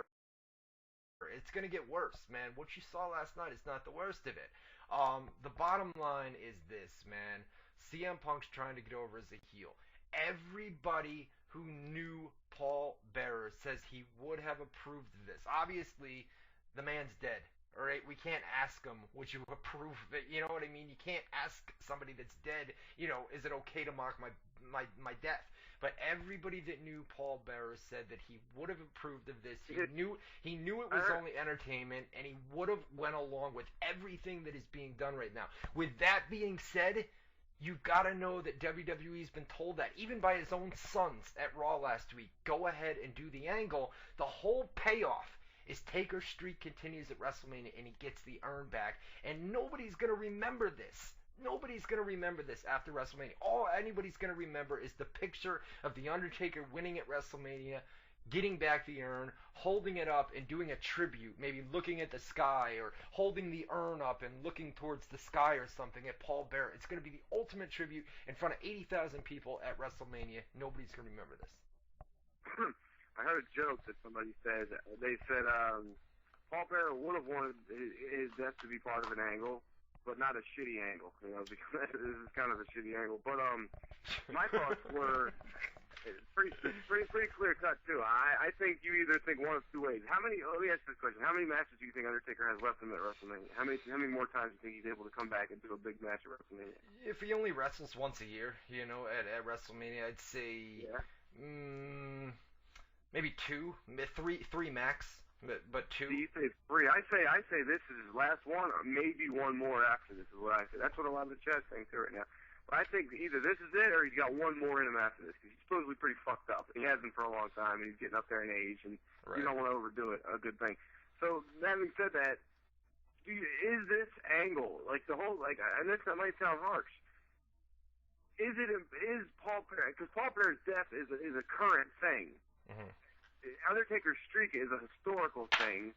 It's his career, and if it's his last one, do you want the whole fucking focus to be on his manager from the first half of his career dying, and that's how his career ends on that note? Or do you see it as like, oh, that's how his career started, and now that's how it's ending? What a fucking sweet ass bookend to an awesome career at WrestleMania, where he's most known for. Like, which way do you see it? Do you see it as they're wasting one of his last matches on an angle that's a current angle only and doesn't mean a lot when you look back on it 5 years from now? Or do you see it as, like, wow, what a cool way to, end his career the same way it kind of started? Which way do you see it? Well, they could build it up next year, WrestleMania 30 being the, 3 decades of WrestleMania. This is The Undertaker's final match at WrestleMania. They could do something like that next year.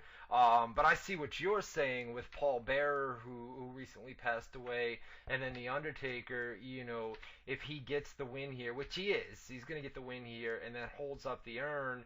What a fitting way to end it this year and have him be done 21-0. That's it. The guy that he started with, Paul Bearer. Like you said, Paul Bearer's death is a recent thing, so that's basically a hot shot angle they're doing to capitalize off the death of somebody. Do you want that to be the final storyline Undertaker ever has? Is a hot shot off someone's death? Or do you want it to be like a fucking creative, cool, fucking, especially with somebody like CM Punk who can execute it and give him the right material? Yeah. You know what I mean? Do you see what I'm saying at all? No, I do. I definitely do.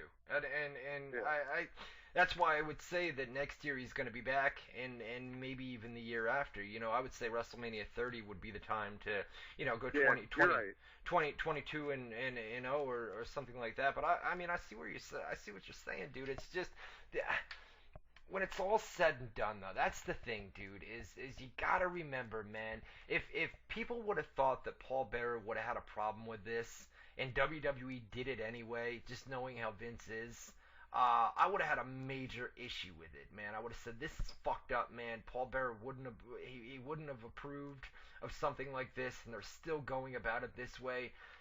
The fact is, everybody that knows him says that he would have approved of it, and that's why they're doing it. And I think if the Sons had said last week at Raw, no, we don't want you to go this route, we don't want you to do this storyline, I don't think they would have disrespected the Sons like that. They would have done a nice tribute on Raw last week, and that would have been it. You wouldn't have had the Earn storyline, but Paul Bearer knew that it was all entertainment, and the Sons approved of it. That's why they're going with it. And the ultimate tribute, dude, to Paul Bearer is at WrestleMania on the biggest stage of them all, man. That's the ultimate tribute when Taker gets the urn back and looks towards the sky while he's holding up the urn. You know what I mean? That's an awesome tribute, man, to Paul Bearer. It's an awesome moment, too, because if you look through the years of WrestleMania and the urn and the character relationship between Taker and Bear, you know, a lot of it played with life and death and spirits from beyond and shit like that. So the fact that they're going to actually have a moment where Undertaker gets that urn back, raises it, and like attributing his dead, you know what I mean? Like the fact that he's acknowledging the other side, you know, right. the dead, the other side, you know, the death, the people that are dead and shit. I don't know what word I'm looking for there, but you know, to acknowledge the other side and the darkness and all this and that. It's just it's fucking trippy, and it's gonna be an eerie Undertaker-like moment. It's gonna be something for sure. Yeah, it's gonna be an awesome moment at WrestleMania. We had Del Rio defeated Cody Rhodes. The weird thing here, man, is right. They're trying to get Del Rio's a Mexican, right? Jack Swagger's the American, and they're playing that whole gimmick, right, where the Mexicans always come over. We've had this discussed time and time again, right? The crowd last night, man, and they wanted Del Rio. They were on the side of Del Rio, right? And they kept chanting USA, USA at Del Rio, dude. And it's like, yo, what the fuck? And not only that, but anybody that they felt was, you know, like a jobber last night, like David Otunga, which they can chant this at Otunga, but anybody was, you can't wrestle chants. It was just weird. They were saying that at Fandango, too, because he wouldn't wrestle. Right, you can't wrestle at Fandango, at David Otunga, at somebody else, and it was like, what the fuck? It was just weird chants, dude, and they're chanting, they want Del Rio, right? They're on the side of Del Rio, and they want him to take out Cody Rhodes, and they're chanting USA at Del Rio. Well, you know and what I'm thinking, what? They're trying to make Del Rio the fucking Mexican-American babyface right now, but they have him come out and say he was born in Mexico, but he was, raised or became popular or made his money in America and shit. Like, so he's putting over America as his real one. Like, you know what I mean? Like, if you're a fighter and you put on the big screen from where are you going to put, where you were born or where you live now? And he's kind of he's putting over where he lives now, not where he was born and where he's from.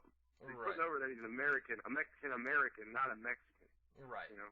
Caller, you're live on WZR Radio. What's up? Yeah, I'm just hearing you guys talking about this whole Del Rio thing, man. It's just, you know what? It's so cheesy and it's just so fucking crap that, you know, when the people don't believe in something, you know, you're good luck. You know, you're trying to sell this whole Del Rio babyface thing, man. It's just not working. Right. Yeah. I mean, listen, they did do that promo. They did do that. Listen, that was a good caller, man. That was a good caller. Why do you? Great caller. Why? Fucking Dino UK. Listen, Dino UK in the chat room in all capital letters wrote 2 words that fucking made me laugh because I thought it was a good question, but he just says heavy breather, and it made me laugh because the dude did call in going, "This Del Rio." All right, and go view my video that I just took of the snow falling outside. Listen to me. I made fun of that too. Yeah, Jesus, dude. Any caller, don't even call. You know, I'm not even gonna plug the number. Don't even call because I guarantee, dude, no matter. I swear I was not even. I knew you were expecting me to do something. No, it's listen. Let me take you through my thought process. I'm like, Ryan's probably thinking I'm gonna fuck with this caller because he's breathing heavy and this and that. But I was like, let me ignore that and listen to what he's saying. So I hear what he's saying. I'm like, ooh, good question. But I'm staring at the chat room, and immediately I see the words heavy breather in all fucking capital letters come up, and I cracked up a bit. I couldn't help it. It was funny. I cannot take one phone call throughout this entire show. Listen, throughout this entire 2-hour show, every single call, even before I pick up the call, right, I'll see a call coming in, And even before I pick it up, I know as soon as I do, in the first words out of the caller's mouth, I'm gonna hear in the background from Boone. Every single time I'm gonna hear. I laugh without making fun of him for it, and then fucking Dino had to make that comment. I couldn't help laughing. Listen, I had done I want you guys to listen, man. Any call that I take, all right, we're gonna be taking some more phone calls throughout the night tonight. Any call that I take, no matter what, even if you're the coolest cat in the world that's calling WZR Radio, I guarantee you're going to hear a little chuckle from Boone in the background. Listen to this guy. You're such a douchebag. You scare people away, man. They don't want to call up because That was my fault. You're right. That was my fault. Because they think, Boone's going to attack me, man. If I call up, Boone's going to laugh at my voice or he's going to laugh at my question. He's just going to make fun of me in some way. That's why we don't get in calls anymore, man. You fuck with them. You know? Damn. Yeah, well, I wonder how many times a week that dude jerks off, because I think he was jerking off while he was on the phone call. Oh, that's a good...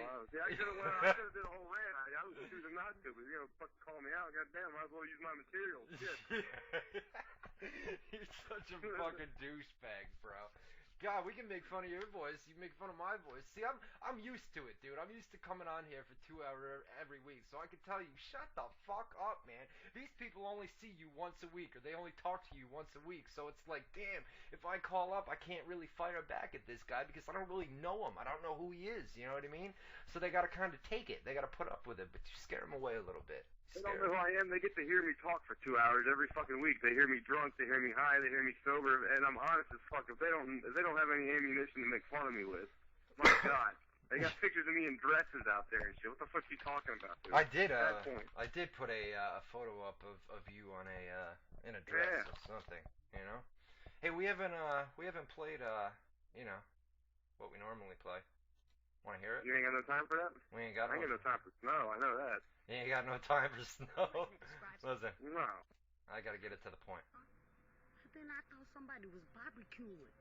I said, "Oh Lord Jesus, it's a fire." Then I ran out. I didn't grab no shoes or nothing, Jesus. I ran for my life. And then the smoke got me. I got bronchitis. Ain't nobody got time for that. I fucking love it, dude. It's funny, dude. Exactly what she's talking about is your shit, too. She's like, I didn't have time to grab my shoes, and then they get thrown in the fucking dumpster or whatever, you know? I got no shoes. You're right. It's a good point you bring up, man. What's she talking about? All right, what else happened on... I think. I don't know. It's Sweet Brown, man. Sweet baby Brown. Yeah. We had Dolph Ziggler and Kofi Kingston on Raw. The whole point of this, man, was, to set up a match at WrestleMania. Kane and Daniel Bryan come out, right? And they basically challenge. It's going to be Kane and Daniel Bryan against Big E Langston and Dolph Ziggler. They challenge them to a tag team match. And AJ eventually, interrupts and accepts the match for them. Ziggler's a little bit unsure about it. And then Daniel Bryan goes on with the whole yes thing. So that's going to be a match at WrestleMania, tag team match. We had probably the best match on Raw last night was the IC title match, the triple threat. It was Wade Barrett, Chris Jericho, and The Miz. They did near fall after near fall after near fall, man, which made it a really, this was awesome, man. Probably, I'd say the best match on Raw, right? I can't remember all the matches off the top of my head. It was a good match, though, that's for sure, yeah.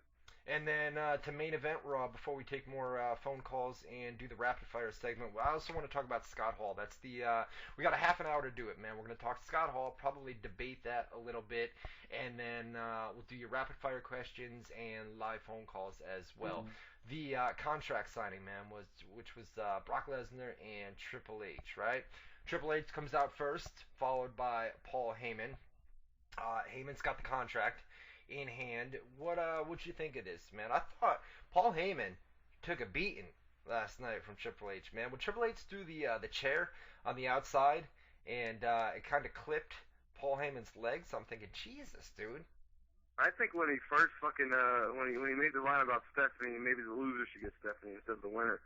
And Triple H grabbed him and threw him face first into the chair, and then he kind of went down with the chair. I thought his fucking neck was gonna break the way he got thrown and landed. Right. So that to me looked worse than when he threw the chair at him and hit him in the back on the ground. But that was rough too. And also there was a little spot of blood on Heyman's head, which I assumed was just him getting nicked from hitting the chair. But I've heard people say that was an attempted blade job, and he just did it like a pussy and was too scared to fucking really blade. No, but, I don't think so. I don't think so either. There's no way. Yeah. And anyways, coming from ECW, motherfuckers should know how to blade. You would think, if anything. But no, I thought Heyman was fucking awesome as always on the microphone, and Triple H, he did what he did, and it was a very basic thing, beat up Heyman until Brock comes out, sign the thing, find out what the stipulation is. But the way WWE has been lately is they haven't been doing all these swerves and everything. They've been, all right, everybody knows this is how we're going to build this angle up. Everybody knows this is what's coming, but it's fucking money. It's going to work. So let's do it anyway. Who cares if everybody's surprised or not? As long as it's good, and that's all that matters. And it was good. Now the swerve, I think, comes possibly at WrestleMania, because what do you think? The stipulation that they agreed to was no DQ, no count out, whatever, no holds barred, and Triple H's career is on the line. Now, if you look at it, so everybody's expecting Triple H to win, right? And then they put his career on the line. So now you're expecting him to lose in theory, because Ric Flair put his career on the line and lost. Shawn Michaels put his career on the line and lost. So obviously, Triple H is putting his career on the line. He's the last of the Attitude Era as another ticket. He's putting his career on the line. He's going to lose. But really, that's where the swerve comes, because you're expecting him to lose. Because of that, he's really going to win. That's what I think is going to happen. But what did you think of the angle, and what do you think of the possible swerve or not swerve at WrestleMania? Well, I woke up to go give me a cold pop. Oh, you motherfucker. You're going to do that no matter what I said. Prick. Yeah. No, you're just waiting for me. If I guarantee you're sitting there with your hand on the fucking pause button, politely listening, just waiting for me to finish. You can fucking click it and shove it in my face. That's what it was too, dude. I queued it up. Listen, you brought it up. You said it best, man. Brock Lesnar won the first time around at SummerSlam last year, right? And you're expecting, all right, this is revenge. Triple H is going to come out. Lesnar won the first time around. Now Triple H is going to get the revenge. Jim real Ross. Quick, dude, you told a joke earlier about shellfish. Just now I thought of this old joke I heard on a TV show once. You know how when you're on the Tonight Show, they give you a cup of water? Mm-hmm. And, like, if you tell a joke and it doesn't work so good, maybe you'll lean up and you'll grab the cup of water and take a sip, because you're kind of uncomfortable. You don't want to just sit there after your joke bombs and just kind of sit there and be uncomfortable. You take a sip of your water or whatever. One time there was a guest sitting next, I can't even remember who it was, but he was sitting next to the main guest, and the guy told a joke and it bombed, and he grabbed his water, and the guy next to him said, "That's right, take another sip of timing, stupid." That's how I felt just now when I got done telling my giant spiel. I hear ain't nobody got time for that. It was basically somebody saying, "Yeah, take another sip of timing, stupid." I mean, listen, that's the whole stipulation. I mean, going into WrestleMania, man, everybody every year, is this going to be the year that Taker's streak ends? This year, it's not, and I'm so confident in that it was like, what am I going to look forward to at WrestleMania this year, knowing that Taker's going to defeat CM Punk, they're going to do the tribute with the urn. This is that match, man, where with that one added stipulation, not the no holds barred and everything else, man, the one stipulation is, does Triple H retire, or is his in-ring career over? We all know that Triple H works behind the scenes in WWE. He's going to be the guy that takes over for Vince McMahon. It's going to be him and Stephanie McMahon that take over that company, and he's in a more corporate role where he doesn't wrestle that much, man. He's only coming back for WrestleMania, and we probably won't see him again. So is this it? And not only... He already came back for SummerSlam. Right, he's only right. like 2 or 3 times a year at the most. Right. So he retires, does it even fucking mean anything? Really. And Jim Ross brought up a great point that both Shawn Michaels and Ric Flair's in-ring careers for WWE, I mean, we know that Ric Flair went to TNA and still wrestles, in Japan, etc., etc. But both of their in-ring careers came to an end at WrestleMania. What better way on the biggest stage of them all would be for Triple H to go out? He would go out on a high note. Wouldn't be a high note, though, if he lost the match. Would Triple H want to go out with a win? But I could see it, man. Triple H loses the match. His in-ring career is over. He comes out the following night on Raw. He cuts that promo. I've had a great career. Probably cries a little bit. And they go with that, But that's, I mean, if you're asking me, do I think Triple H has a couple more matches left in him? I do. So I'm probably, I say this right now, I'm probably going to say that Triple H goes over at WrestleMania. And not only that, but Brock Lesnar's the one that picked the stipulations, so Triple H can come out the following night, and then, on Raw, instead of cutting the whole retirement speech, I lost, he can come out and say, you made all the stipulations, and I was able to overcome them. So I'm probably going to say Triple H goes over here and continues. But I don't know. I mean, it's intriguing. I agree that he goes over, but then you look at the logic of, okay, you can't. I mean, can he lose and retire? Because he's lost 2 years in a row WrestleMania to The Undertaker. He lost to Brock the last time they wrestled. After he lost to Brock, he came out and cut that fucking crybaby, I don't have it anymore, I'm sorry I let you down kind of promo. So if he loses this time, it's going to be the same fucking thing. He's going to lose to Brock, come out and have the crybaby, I don't have it anymore. That's not good. It's flat. We've already seen it, so he's got to win. Yeah, but then again, you would think so. You would think so. If he wins, then it's 1-1. What's Brock's next match going to be? A fucking rubber match with Triple H just to see that shit again? You know what I mean? What do they do with that? What do they do with Heyman? I think Triple H wins, but then how do they go? Because I think the next thing, it seems to be Brock and CM Punk somehow, because they could Heyman, that he's just all of a sudden he's only Brock's guy and he has nothing to do with Punk anymore. Well, they could hold off. They were Heyman go? they were going to do Hell in a Cell. I mean, people in the chat room bring it up. They were going to do Hell in a Cell at WrestleMania. They could hold that off for, I think they're calling it what's the name of the pay-per-view after WrestleMania? It's Payback, right? Not it used to be called Backlash, and now it's Payback. So they could save the Hell in a Cell. Payback. Okay. Yeah, I mean they could save Hell in a Cell for that pay-per-view. Do the grudge match there following WrestleMania. They could do it there instead. Because I mean, think about it. To bring Hell in a Cell to WrestleMania, with it being in a stadium. That's a pain in the ass because there's basically nothing to hang it from unless they do what they did last year, and they're probably going to do that in case of rain and anything else. There'll be something above the ring where they could lower a cage down, but it'd be a pain in the ass to bring Hell in a Cell to WrestleMania, set it up. So maybe that's what they're doing. Maybe they're going to do the no holds barred match and then do Hell in a Cell at the pay-per-view after WrestleMania. Caller, you're live on WZR Radio. What's up? Hey, Boone, fuck you. I'll beat your ass in one. Oh Jesus, here we go. Here we go. What did he say? He's gonna beat my ass? He said he's gonna beat you. Yeah. He says fuck. Son of a bitch. Have that. There's somebody we know. That voice sounds familiar. Oh yeah, he sounds like a little fucking bitch. Who the fuck are you talking to? You fucking cunt motherfucker. Hang up your phone before something bad happens to you. All right, I'll come get you while you're sleeping, faggot. He hung up. Hang up. He hung up. Get out of here.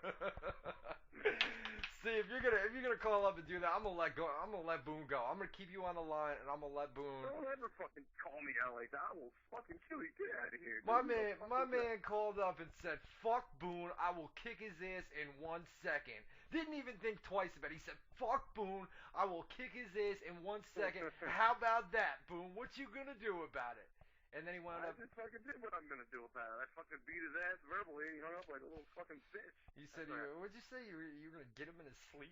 Is that what you're going? I'm gonna get you in your." I said, why does this guy sound familiar? I've heard this guy's voice. Oh, that's right. He sounds like a little fucking bitch. I said, who are you talking to? I'll come get you while you're sleeping, faggot. Okay. Oh, easy now, easy. We don't need no. We don't need no bully Ray type stuff on here, dude. You're gonna have to.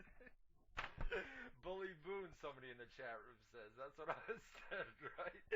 I'm a bully. He calls up and says, "Fuck you, I'll kick your ass," and I'm a motherfucker. I'll hurt his feelings. No, but you ain't gotta go all anti-homophobic on him. You know what I'm saying? Or being homophobic to him, dude. You ain't gotta call him faggot and shit, dude. Jesus. I'll fucking kick his ass and teabag him. There you go. There's some fag shit for you. How about that? Kick his ass and teabag him, he says. Alright, we're going to do rapid fire. If you guys want to call up, the number right now is 518-712-3070. 518-712-3070. The Rock in the chat room says Boone needs a beer. I think he does. When people like that call up, because Boone all riled up, man. It's like me and Snow, you know what I mean? No, it was almost like you were challenging me to go after the fucking guy. So I'm like, well, if that's what he wants, then here we go. Let me think of something real quick. I had 3 seconds to think, and then off we went. 518-712-3070. 518-712-3070. You know what? Real quick, man. Let's, before we get into rapid fire. Scott Hall, man. Basically, you guys know the story by now.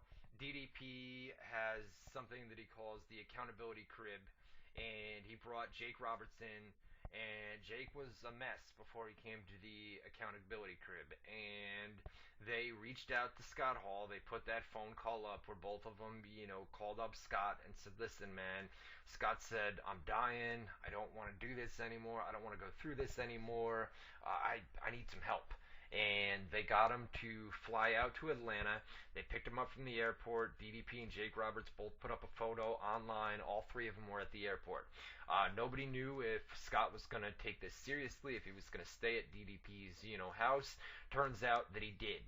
And he's still there right now and is probably, I don't know what the exact number is, but, last week I think it was 50 days. So he's probably up around 60 days sober right now.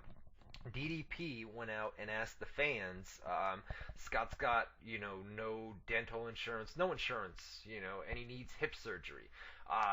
DDP actually put up a video where, they've got to take it slow. I mean, Scott Hall can't come in and automatically start doing DDP yoga, to the max. So they're doing little No, things. he looks like shit, man. I mean, he looks like somebody you see on one of them rehab shows or something. He's fucking scary to look at. It I is, was such it a is. fan of his growing up. To see him in this condition at his age, he's not that old, you know what I mean? He looks rough, but He does. the fact that they got the money raised and he's staying clean and he's going, I mean, who knows if it'll take, but the fact that everything's going as planned and going good so far, it gives you something to hope for. You got good spirits thinking like, well, maybe the motherfucker's gonna do it, shit.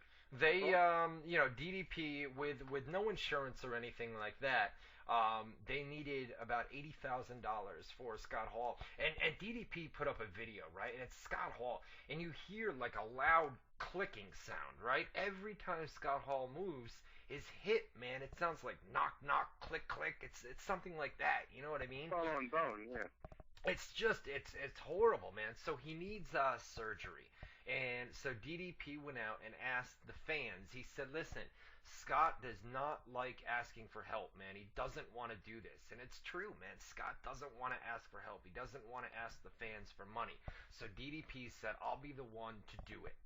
And he basically put up, it's called Indiegogo.com. You guys remember the bus lady. I can't remember her name, but, she was bullied on the bus. It's the same website where they took, they raised like $1 million or something crazy for her. And they went to this website and they needed $80,000. We put the notice out on the website, and so many fans went and donated money. As of right now, at 9:43 Eastern Time, they've raised $86,485. So they're $6,000 above what they needed. So Scott's gonna go out and get the dental surgery, get the hip surgery that he needs, and it's all because of you guys. Anybody that donated. Now, I mean, it's a feel-good story. Don't get me wrong, but there's a lot of people, on the websites when we put this article up, that refused to donate money, that said this guy is a guy who made millions of dollars in WCW, WWE, TNA, wherever he's been, all added together. I'm not saying TNA paid him millions of dollars. All added together over the years, this guy has made millions of dollars. Why should we help out a guy who used to be a millionaire and spent a lot of that money on alcohol and drugs? So that leads us to this debate that we're about to have. And let me just say this, right? The guy's had problems. We know that with drugs, with alcohol, with everything. A lot of people forget that Scott Hall has been through 2, if not 3, divorces.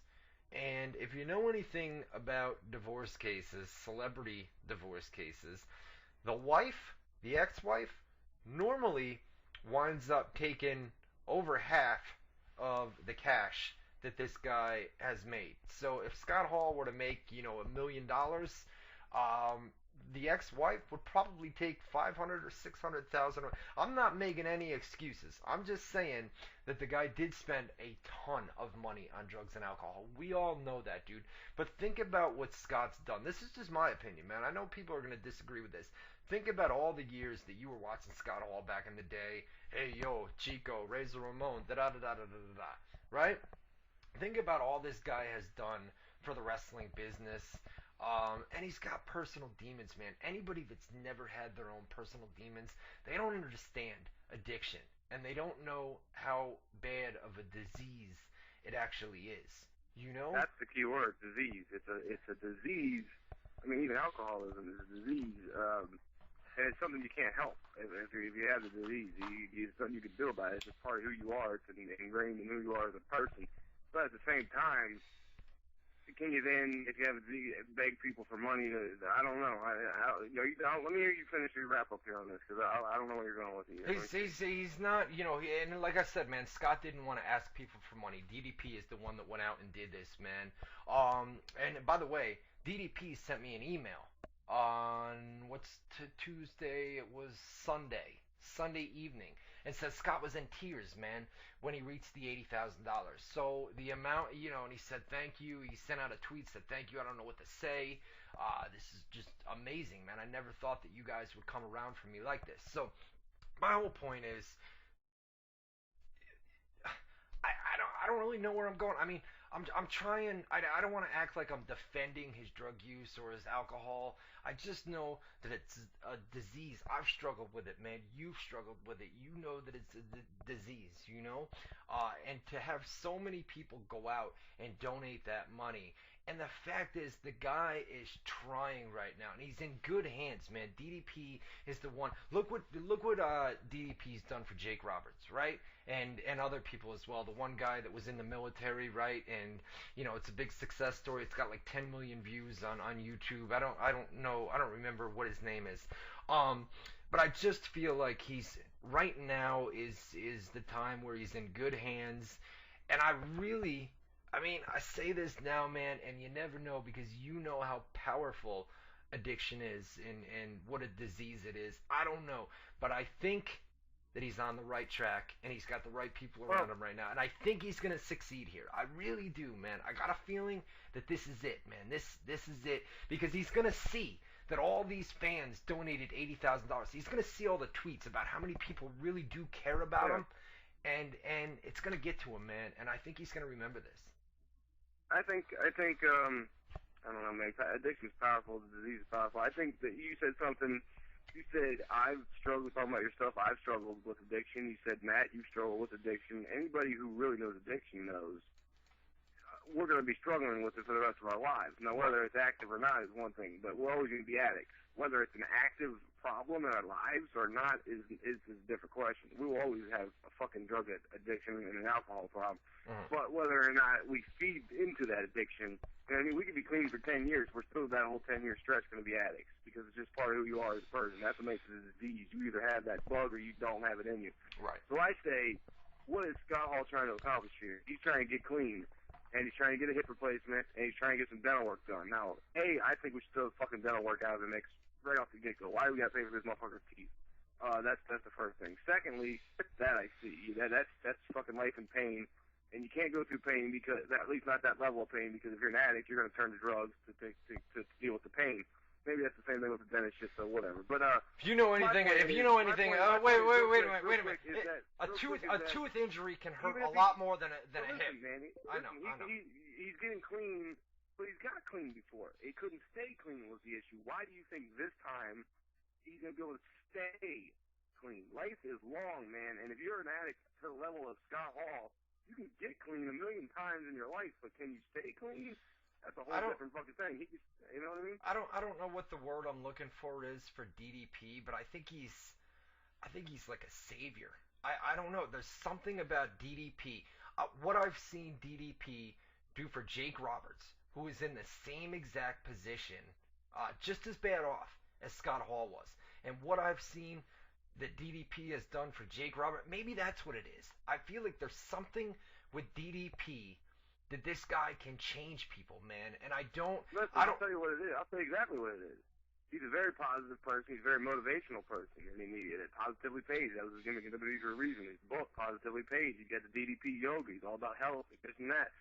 So he's got the ability, especially with older people, because it's the whole DDP yoga thing is designed to get people in shape that aren't able to work out with weights or aren't athletes, this and that, older people, injured people, whatever. It's a very easy thing to do to get in shape and be healthy. Right. So he's able to take a guy like Jake Roberts and make him look like $1 million, and he's been a mess his whole life. So you're like, wow, look what he did for Jake Roberts, and now he's doing it for Scott Hall. But ask yourself this: how long has Jake Roberts been clean during the DDP stretch? And then ask yourself a second question: how many times in Jake Roberts' life has he been clean as long as he's been clean right now? Like, just for example, how long it's been. Let's say he's been clean, Jake Roberts, right now, 6 months straight. How many different times in his life do you think Jake Roberts went 6 months clean after going through rehab or whatever the fuck? I'm sure he's done it 1,000,000 times. Why is everybody convinced that because he got him clean and got him in shape, that he's going to stay that way for the rest of his life? I agree. What happens when Jake Roberts decides that, you know what, it's time to leave DDP's accountability crib? What happens when Scott Hall says, you know what, it's time to leave DDP's accountability crib? They're going to be out on their own. DDP's not going to be a babysitter for the rest of their lives. And when it does come time for both of these guys to leave and go back on their own and basically be put back into normal society, that's what they're going to have to deal with. That's going to be the issue, is with everything, all the positive vibe that they're around right now, without DDP basically being a babysitter right now, can they continue that? And I feel like if they stay there long enough, Jake Roberts is the reason he hasn't left in over 6 months, man. He's been there for almost a year, I think. I think we're getting close to a year. You know, but what fucking promotion you got for DDPO guys too? Let's not make DDP out to be a fucking saint here. No, you're absolutely right, dude. I mean, DDP's getting a ton of promotion from this, and for the fact that he's getting all the promotion out of it, and he didn't put up the $80,000, and he made the fans put it up, and then he's getting all the promotion out of it. It just seems. And then, like, the whole point I was making with that, if they slip and fall off the wagon shit, was the original point you were making, which is, should the fans donate $80,000 to somebody who could be a fucking junkie this time next year and be like, well, what the fuck, man? We gave this guy $80,000 to clean his life up. But now he's laughing at us with his new hips, smoking a fucking crack rock. Listen. The guy did need hip surgery, and he does need dental work anyway. So let's just say that Scott Hall does fall off the wagon at some point next year, the year after, whenever, right? Before that happens, you know that he's going to have the hip surgery. You know that he's going to have the dental surgery because DDP is the one managing the money. I'm sure they're already getting that set up, you know, where the surgery is going to be done. So even if that does happen, it's not like you're donating money for something. He is going to go. He's going to get the hip surgery. He's going to get the dental surgery, and that's what the money's for, man. So you know that money that you did wind up donating. It would be different to say, hey, you want to help this guy who's trying to get sober with his fucking medical shit that he can't afford, or let's say you went a completely different way. Would people still be donating $80,000? No, I'm saying this guy's a fucking junkie, but he needs a new hip. Give him some money. Okay. I'm saying no. You're probably right, dude. But the fact is the people that did donate money, they know that it's going towards something that's a good cause, man. That he is going to get hip surgery. That he is going to get dental work done. You know that your money is going to. No. You don't understand what I'm saying. The money's going where it's advertised. They're saying if you give us this money, we're going to get a new hip for this guy for it.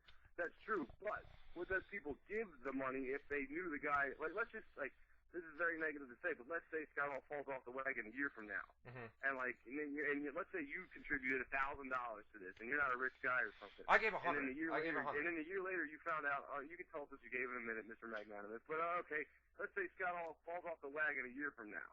And you're one of the guys who gave him $1,000 for this fucking hip, and he has his new hip, but he's a fucking junkie again. Are you gonna be like, well, he did get his new hip, and that's what we paid the money for? Are you gonna be like, well, I'm not fucking giving I'm not gonna give $1,000 to Keith Richards to go get a new hip, and he might need it, but he's a fucking junkie, so because he blew his money on his I'm gonna pay for his hip. I'm gonna look at it as, you know what, the guy did need hip surgery. I know how powerful addiction is. I know what a disease it is, but I know that the money that I gave and the money that a lot of other fans gave did go to a good cause. It didn't go to drugs. It didn't go to alcohol. If that's what he does, and if that's what winded up happening, if he does fall off the wagon, I know that my money that I donated isn't going towards the drugs and alcohol. It went towards hip surgery or dental surgery. So I know that money went to a good place while I donated it. Now, do I want to see him fall off? Of course not, dude. Of course not. But I know that that's going to be a choice that he's going to have to make. But the money that I donated and the money that other people donated did go for a good cause, something that he did need. No, it didn't contribute to the problem, but the fact remains is the guy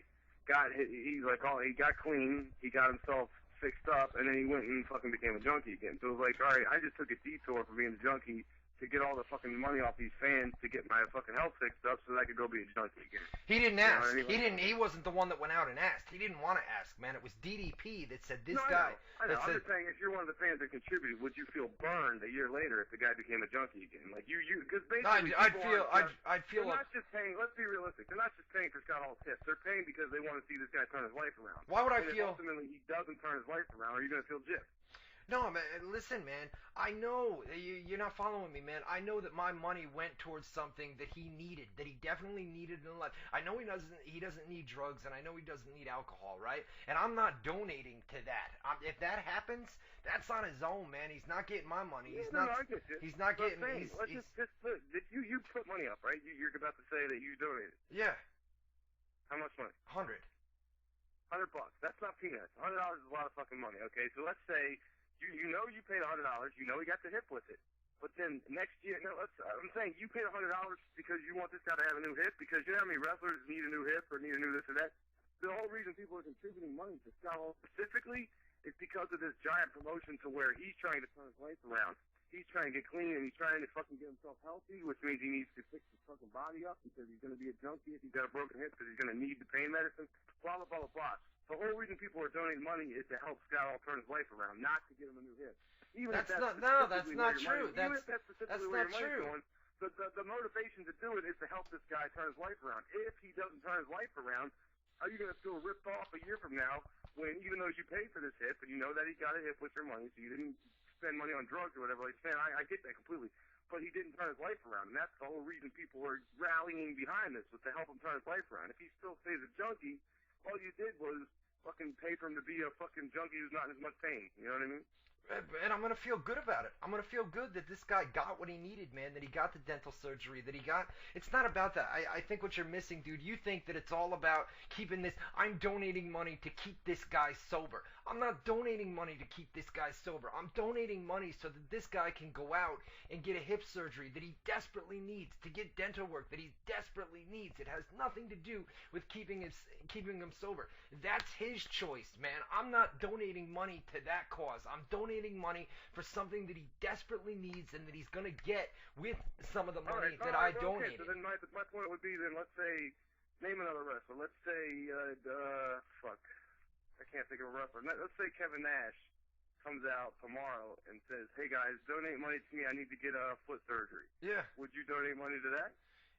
Yeah, I would, because of what Kevin Nash So any wrestler says they need money for surgery, you're down, and you think $80 grand will get raised every time. If it was indie wrestler that I didn't follow their work over the years, man, I may think, I don't really know this guy, but I want people to, if somebody desperately needs something, man, yeah, I'm gonna donate to the cause, man, but I'm not gonna donate to the cause to try to keep a guy sober, and that's not the whole point of this campaign, man. I'm saying.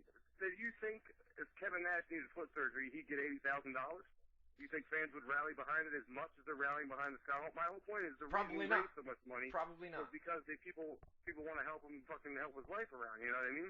Yeah. Now I understand he's a grown man. Once you give him his new hip, if he doesn't fucking succeed, that's not our problem. I'm not denying that at all. I'm just saying, would you feel gypped? I don't think many people would, but I'm just asking the question: would you feel gypped if the guy fucking totally became a junkie again? And you rallied behind his cause. I'd be upset, man, that he couldn't maintain his sobriety. I'd be upset about that.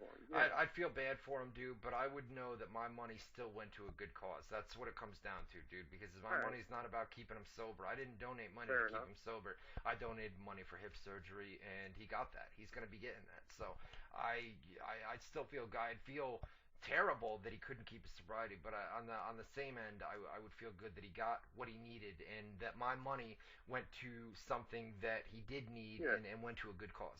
So no, I agree with you. I was asking a question if you think you'd feel gypped. I'm not disagreeing that you're right, that you're paying for a hip, not for a guy to turn his life around. But I'm saying if fucking Kamala came out tomorrow and said he needed fucking rotator cuff surgery, you're not going to raise $80 grand with some big internet movement because it's not as big of a story. It's not as big of a sentimental thing to just fix his shoulder. It's the fact that this motherfucker's a drug addict.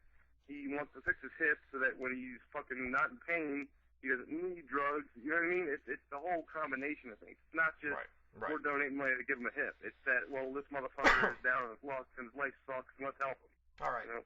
All right. We are going to go 10 minutes overboard. That's it. We're going 10 minutes overboard tonight, man. So rapid fire, dude. Don't make me cue up this fucking Jeopardy theme right now, bro. We're going 10 minutes from right now, and then we are out of here because I got a lot of work that I got to catch up on.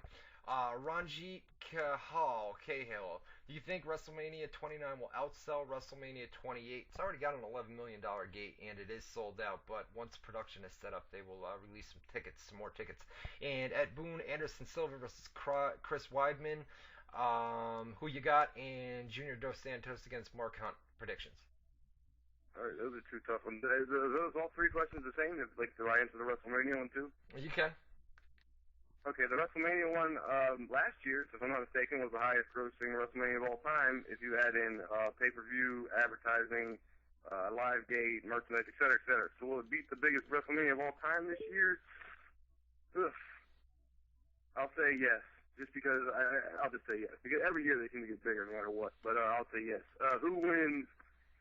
Who wins Junior Dos Santos, Mark Hunt? I gotta say Junior Dos Santos, but do not sleep on Mark Hunt. Much of a jobber as he seems like, he's got knockout power and he can take a beating. The other fight, Chris Weidman, Anderson Silva, everyone is saying Chris Weidman is going to beat this guy. I don't see it happening, but that's what everyone's saying, so we'll see. Jordan DeChamp, Paveo, what do you think about Booker T in the Hall of Fame? It's too early, man. His in-ring career is not over. He even tweeted that, man, where he's not done in-ring. He's SmackDown general manager right now. He's on TV every week. It's way too early for Booker T. Yeah, if you're going to add guys like Booker T, there's so many guys that you're going to be like, well, how is he in, but this guy isn't, or this guy isn't? And I'm not going to sit here and even start to name names because you could go on forever. But if we're going to enter into the class of people like Booker T, you could start throwing in guys like Chris Jericho and people like that already. You know what I mean? Like, why? You're right, it's too soon. Jesse Young, how long does the Heat's streak last? I don't know what their streak is right now, man, to be honest with you. What streak? The Miami Heat. Oh, I don't know. They must be on a pretty good winning streak. Paul Koronikowski, will the Shield once again win at WrestleMania, and if so, will they ever lose? Well, they're gonna lose eventually. But yeah, I think they're putting the Shield over. So yes, they win at WrestleMania. And they got Ryback out of that match, and they got him in a singles with Mark Henry, like you've been talking about for weeks. Something we didn't talk about earlier, but. So now that they got Ryback out of there, you can have the Shield win. It doesn't really hurt any other emerging superstar. Because Sheamus is an emerging superstar. He already is one. You know what I mean? Groove Matic, what's up with the pre-WrestleMania 29 SmackDown taping for April 2nd? There's no event listed anywhere. I have ticks for April 1st Raw in DC. They have the show listed at starting at 6:30 p.m. Possible double header. I don't believe so, man. I think they're doing a SmackDown TV taping on Tuesday.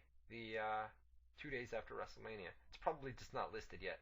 Lewis Daw, do you think WrestleMania will be the most predictable and boring of all time? It is very predictable as of right now. Boring? WrestleManias are really never boring. I think there'll be some great matches, man. Shield match is going to be great. Cena Rock, despite Cena, they'll kill it. Taker CM Punk's going to be great. Triple H Lesnar will be good. It'll be good. Predictable in the sense that we know Undertaker's winning. We know John Cena's winning. And theoretically, we know Brock Lesnar is losing. I mean, Triple H is winning, but they could do the swerve there and actually have Triple H retire. So they could have a little sense of surprise there, but I doubt it.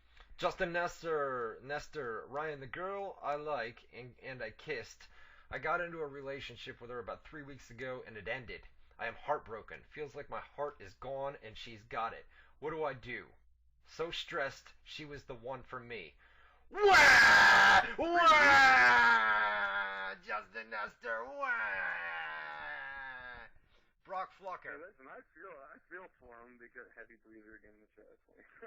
No, I feel for him because everybody's been there, but 3 weeks that's nothing, dude. You're about to fuck. You're gonna be destroyed later in life, my brother. Destroyed. I was just messing with you, bro. I feel bad for you, dude. 3 weeks. And there's a lot of other girls out there, bro. Just remember, there's millions of other girls out there, dude. The right one will come around for you eventually, man. Brock Flucker, who would you rather do a radio show with? A drunk Matt Boone or Bill Walton? Oh, my God. Bill Walton, bro. You should have heard this guy the other night, dude. I heard clips. Wow. Oh, my God. Yeah. Bill Walton, dude. I couldn't do a show with Bill Walton. I'd fucking lose it. I would lose it, bro. Definitely a drunk Matt Boone. A fucking retard Matt Boone over Bill Walton. Brandon Parker. Now that the stipulations have been announced for Triple H's career on the line, any chance of Lesnar beating Triple H? We talked about that earlier. By the way, along with Otunga's retweeting WZR's link, Matt Silva, the new signed wrestler, favored a WZR online link, and another tweet Ranjit sent out. Just noticed it. That's pretty cool. That's sweet, man. Thank you. Thank you to Ranjit. Getting all kinds of love out there. It's awesome, man. Christopher Brown, now I know this is a pipe dream, but isn't it about time they developed a face stable to put up against the Shield? Like a Triple H, Road Dogg, and Billy Gunn, since the current matchup on paper looks weak to me. Well, they're teaming 3 guys up at WrestleMania, but they're not a stable, you know? But well, I mean, you named 3 wrong guys. They're going to do a babyface trio to fuel the Shield. It would be Triple H, Billy Gunn, and Road Dogg, but the other thing is you can't create a trio just to go against Shield, because then after they have their feud, what the fuck are those trios going to do? There's no other trios for them to work with, so it's back to the same problem. Chris Farrer, will Randy Orton win a major title in 2013? He's always going to be right there. Randy Orton? Yeah, he's always going to be right there at the main event spot. Plus they're planning on turning him heel probably right after WrestleMania, so I would say yeah, he's going right to the top. He'll win. I think he's been paying dues for fucking up on them drug tests and shit. Now, once they turn him heel, he'll soar right to the top again, I'm sure. Tyler Padia, what will happen to a Ryan Clark heel turn? I'm not turning heel. Somebody earlier said you were acting heelish about something. I forget what it was. Electro Hop, Omarosa wants to sue LaToya. I saw that, dude. LaToya appeared on one of the shows. Jimmy Kimmel, not Jimmy Kimmel. She appeared somewhere. Today Show. I'm disgusted that I even know that. No, LaToya got fired. And then after it was over, LaToya came out and says, "You pulled the plug on Michael Clark Duncan." You know, which was Omarosa was the wife of Michael Clark Duncan. So Omarosa wants to come out and sue her. There's no base. Even LaToya said that there's no base for those claims. Tommy Hunter, if you watch basketball, thoughts on the Heat's 23-game win streak? Wow. When will it end? I don't know. Hopefully soon. I remember when I was a kid. How many games was there in the season? Maybe 82 or 72. I remember the Bulls won, I think, 72 and 10, maybe it was 62 and 10. That's the greatest season I've ever seen for an NBA team. But big deal, 23 and 0. Undertaker's 20 and 0. Shit. Lewis Daw, Wales 30, England 3. Wales 6 Nations champ. Suck it. What? What's that? Soccer? I don't know. Nathaniel. Soccer, maybe. Nathaniel Lippincott. Boone. Lippincott. With Brock Lesnar signing on for another year, who should he face at WrestleMania 30? Personally wishing Goldberg would come back for another match because the match at WrestleMania 20 sucked major ass. Everybody wants Lesnar versus Goldberg. That's why you wouldn't want him to come back. Undertaker. Either Undertaker or CM Punk if they want to do the Heyman thing, or The Rock. There's a million matches they could do with Brock. Basically, anybody but Triple H, like this year, would have been a good one too. So who knows? Coulter, Cool Dip Man. It seems that TNA is starting to be quite adamant about competing with WWE soon. Is TNA really going to fail? Or do they have some kind of shot? I like the fact that they're touring on the road, man. It's a good start to get out of the Impact Zone. Vinny Hernandez, so who would you screw over for a chance to bang a Bella Twin? John Cena or Bryan Danielson, or Daniels? And why? If I was working for WWE, I'd screw over Bryan Danielson, or Daniel Bryan. It's because John Cena's got a lot of power with management, and I'd probably lose my job. So Daniel Bryan, I'd screw over. I wouldn't give a shit. If I was able to bang a Bella Twin, I wouldn't care which one it was, if it was Cena's Bella Twin or Daniel Bryan's Bella Twin. If I was actually able to, I would bang the Bella Twin. Whatever happens, happens. I wouldn't give a fuck who else is going over. There you go. That's the correct answer. There you go. David Abbalis Absalom. Will WrestleMania ever come to Melbourne, Australia? 100,000 people it holds would go off. I don't know. Overseas WrestleMania, it's difficult with the time zones and everything like that. Jeffrey Covington, do y'all watch Duck Dynasty? No, but I've heard great things about it. I guess it's hilarious. Do you? But the WrestleMania overseas, I was going to say, they did SummerSlam at Wembley Stadium in England once, and that was a fucking disaster on pay-per-view, so I don't see them ever doing that with WrestleMania. All right, we're going a couple extra minutes, man. It's 10:10. Joseph Gallagher, Scott Hall revealed that he will go in for hip replacement surgery on April 9th. Awesome, man. I didn't hear that. That's awesome news. You want to pay $100 towards it? fuck you, dude. Steven Graveic, who do you think the Buffalo Bills starting quarterback will be in 2013? I don't know, man. It's a good question. They fired Fitzpatrick, so we'll have That to was wait and crazy, see. yeah. I don't know. Yeah, they're gonna have to find somebody soon too. Michael Day, what do you think about the Rams signing of Jake Long and Jared Cook? Are they a playoff team? Jake Long is definitely a good player. Jared Cook, I'm not too sure on, but a playoff team. No, not with the signing of two guys. Well, they've got Steven Jackson as running back too, which is good. And the next one in the rapid fire is from Osama Bin Crosby. It says, please update us on the Taz stuff before you go off the show, Ryan. Everybody's asking for this Taz shit. I thought, how was that still a big deal? Did it get blown back up again? Yeah. All right, remind me here in a second. James Lehman, will Daniel Bryan save his beard this year? No, I don't think so, dude. I mean, maybe this year. There's a lot of time left in the year, but that's the current gimmick right now, with the whole goat and everything else. Jesse Young, if Kofi goes heel, will he get a push? He said that he's close to being a main eventer, or at least he thought so. So, I don't know. I think the dude's got potential, So, have to wait and see. Who? Kofi Kingston. Oh, he's had potential and hasn't done anything yet, so I don't think he'll ever be anybody, unfortunately. Lee Pierce, how much power does The Undertaker have backstage at WWE? A lot, man. He's a veteran guy. A lot of people respect him, respect his opinion. He's got a lot of power backstage in WWE. I'd say, in the locker room, he's got more than anybody. In the company as a whole, I'd say after Triple H, as far as wrestlers are concerned, he's got the most. So, yeah, a lot. Vincent Nugent, how do you think the match between Mark Henry and Ryback will be built up at WrestleMania 29? The whole point of that match is so Ryback can hit the shell shock on Mark Henry. That's going to be his big WrestleMania moment, that he's going to be able to, prop Mark Henry up on his shoulders, hit the shell shock, and then get the pin there. So, how do I think they're going to build it up, though? Just the battle of two big guys, Yeah, monster versus monster, they grudge match. You've seen it a million times. Dean Mitchell, at the next UFC, do you think win or lose, that's the last time we see Michael Bisping in UFC? Is he done after, No. Huh? Well, no. Win or lose, well, why would he be going if he won, first of all? And second of all, if he lost, it wouldn't be that many losses. So, no, I'd say win or lose, he's there no matter what. He's still not going to get cut. Ryan Ennis has a great joke for us. Why does Snoop Dogg carry an umbrella? Faux drizzle! It's a good one. Jeez. See that one? Oh, that's a good one. You're gonna be doing that one a lot, aren't you? I think I may steal that one, dude. Why does Snoop Dogg? I can just tell the second you finish it, I'm like, that's a fucking Ryan Clark joke right there. One last thing before the Taz thing, before we go off the air. Check this out. WZR radio. Crazy amounts of snow. This is nuts. You gotta check Unbelievable. it out. And you see. Unbelievable. One more time. Let's do that Dude, one more time. Yeah. This is nuts. WZR radio. Crazy amounts of snow. This is nuts. You gotta check it out. And you see. Unbelievable. See. Unbelievable. Unbelievable. Unbelievable. Unbelievable. Unbelievable, dude. Dude, Unbelievable. While you were out there filming that, was Yeah. anybody outside? Like, were you actually doing all this unbelievable, this is nuts shit with your camera out and running around? Were there people staring at you?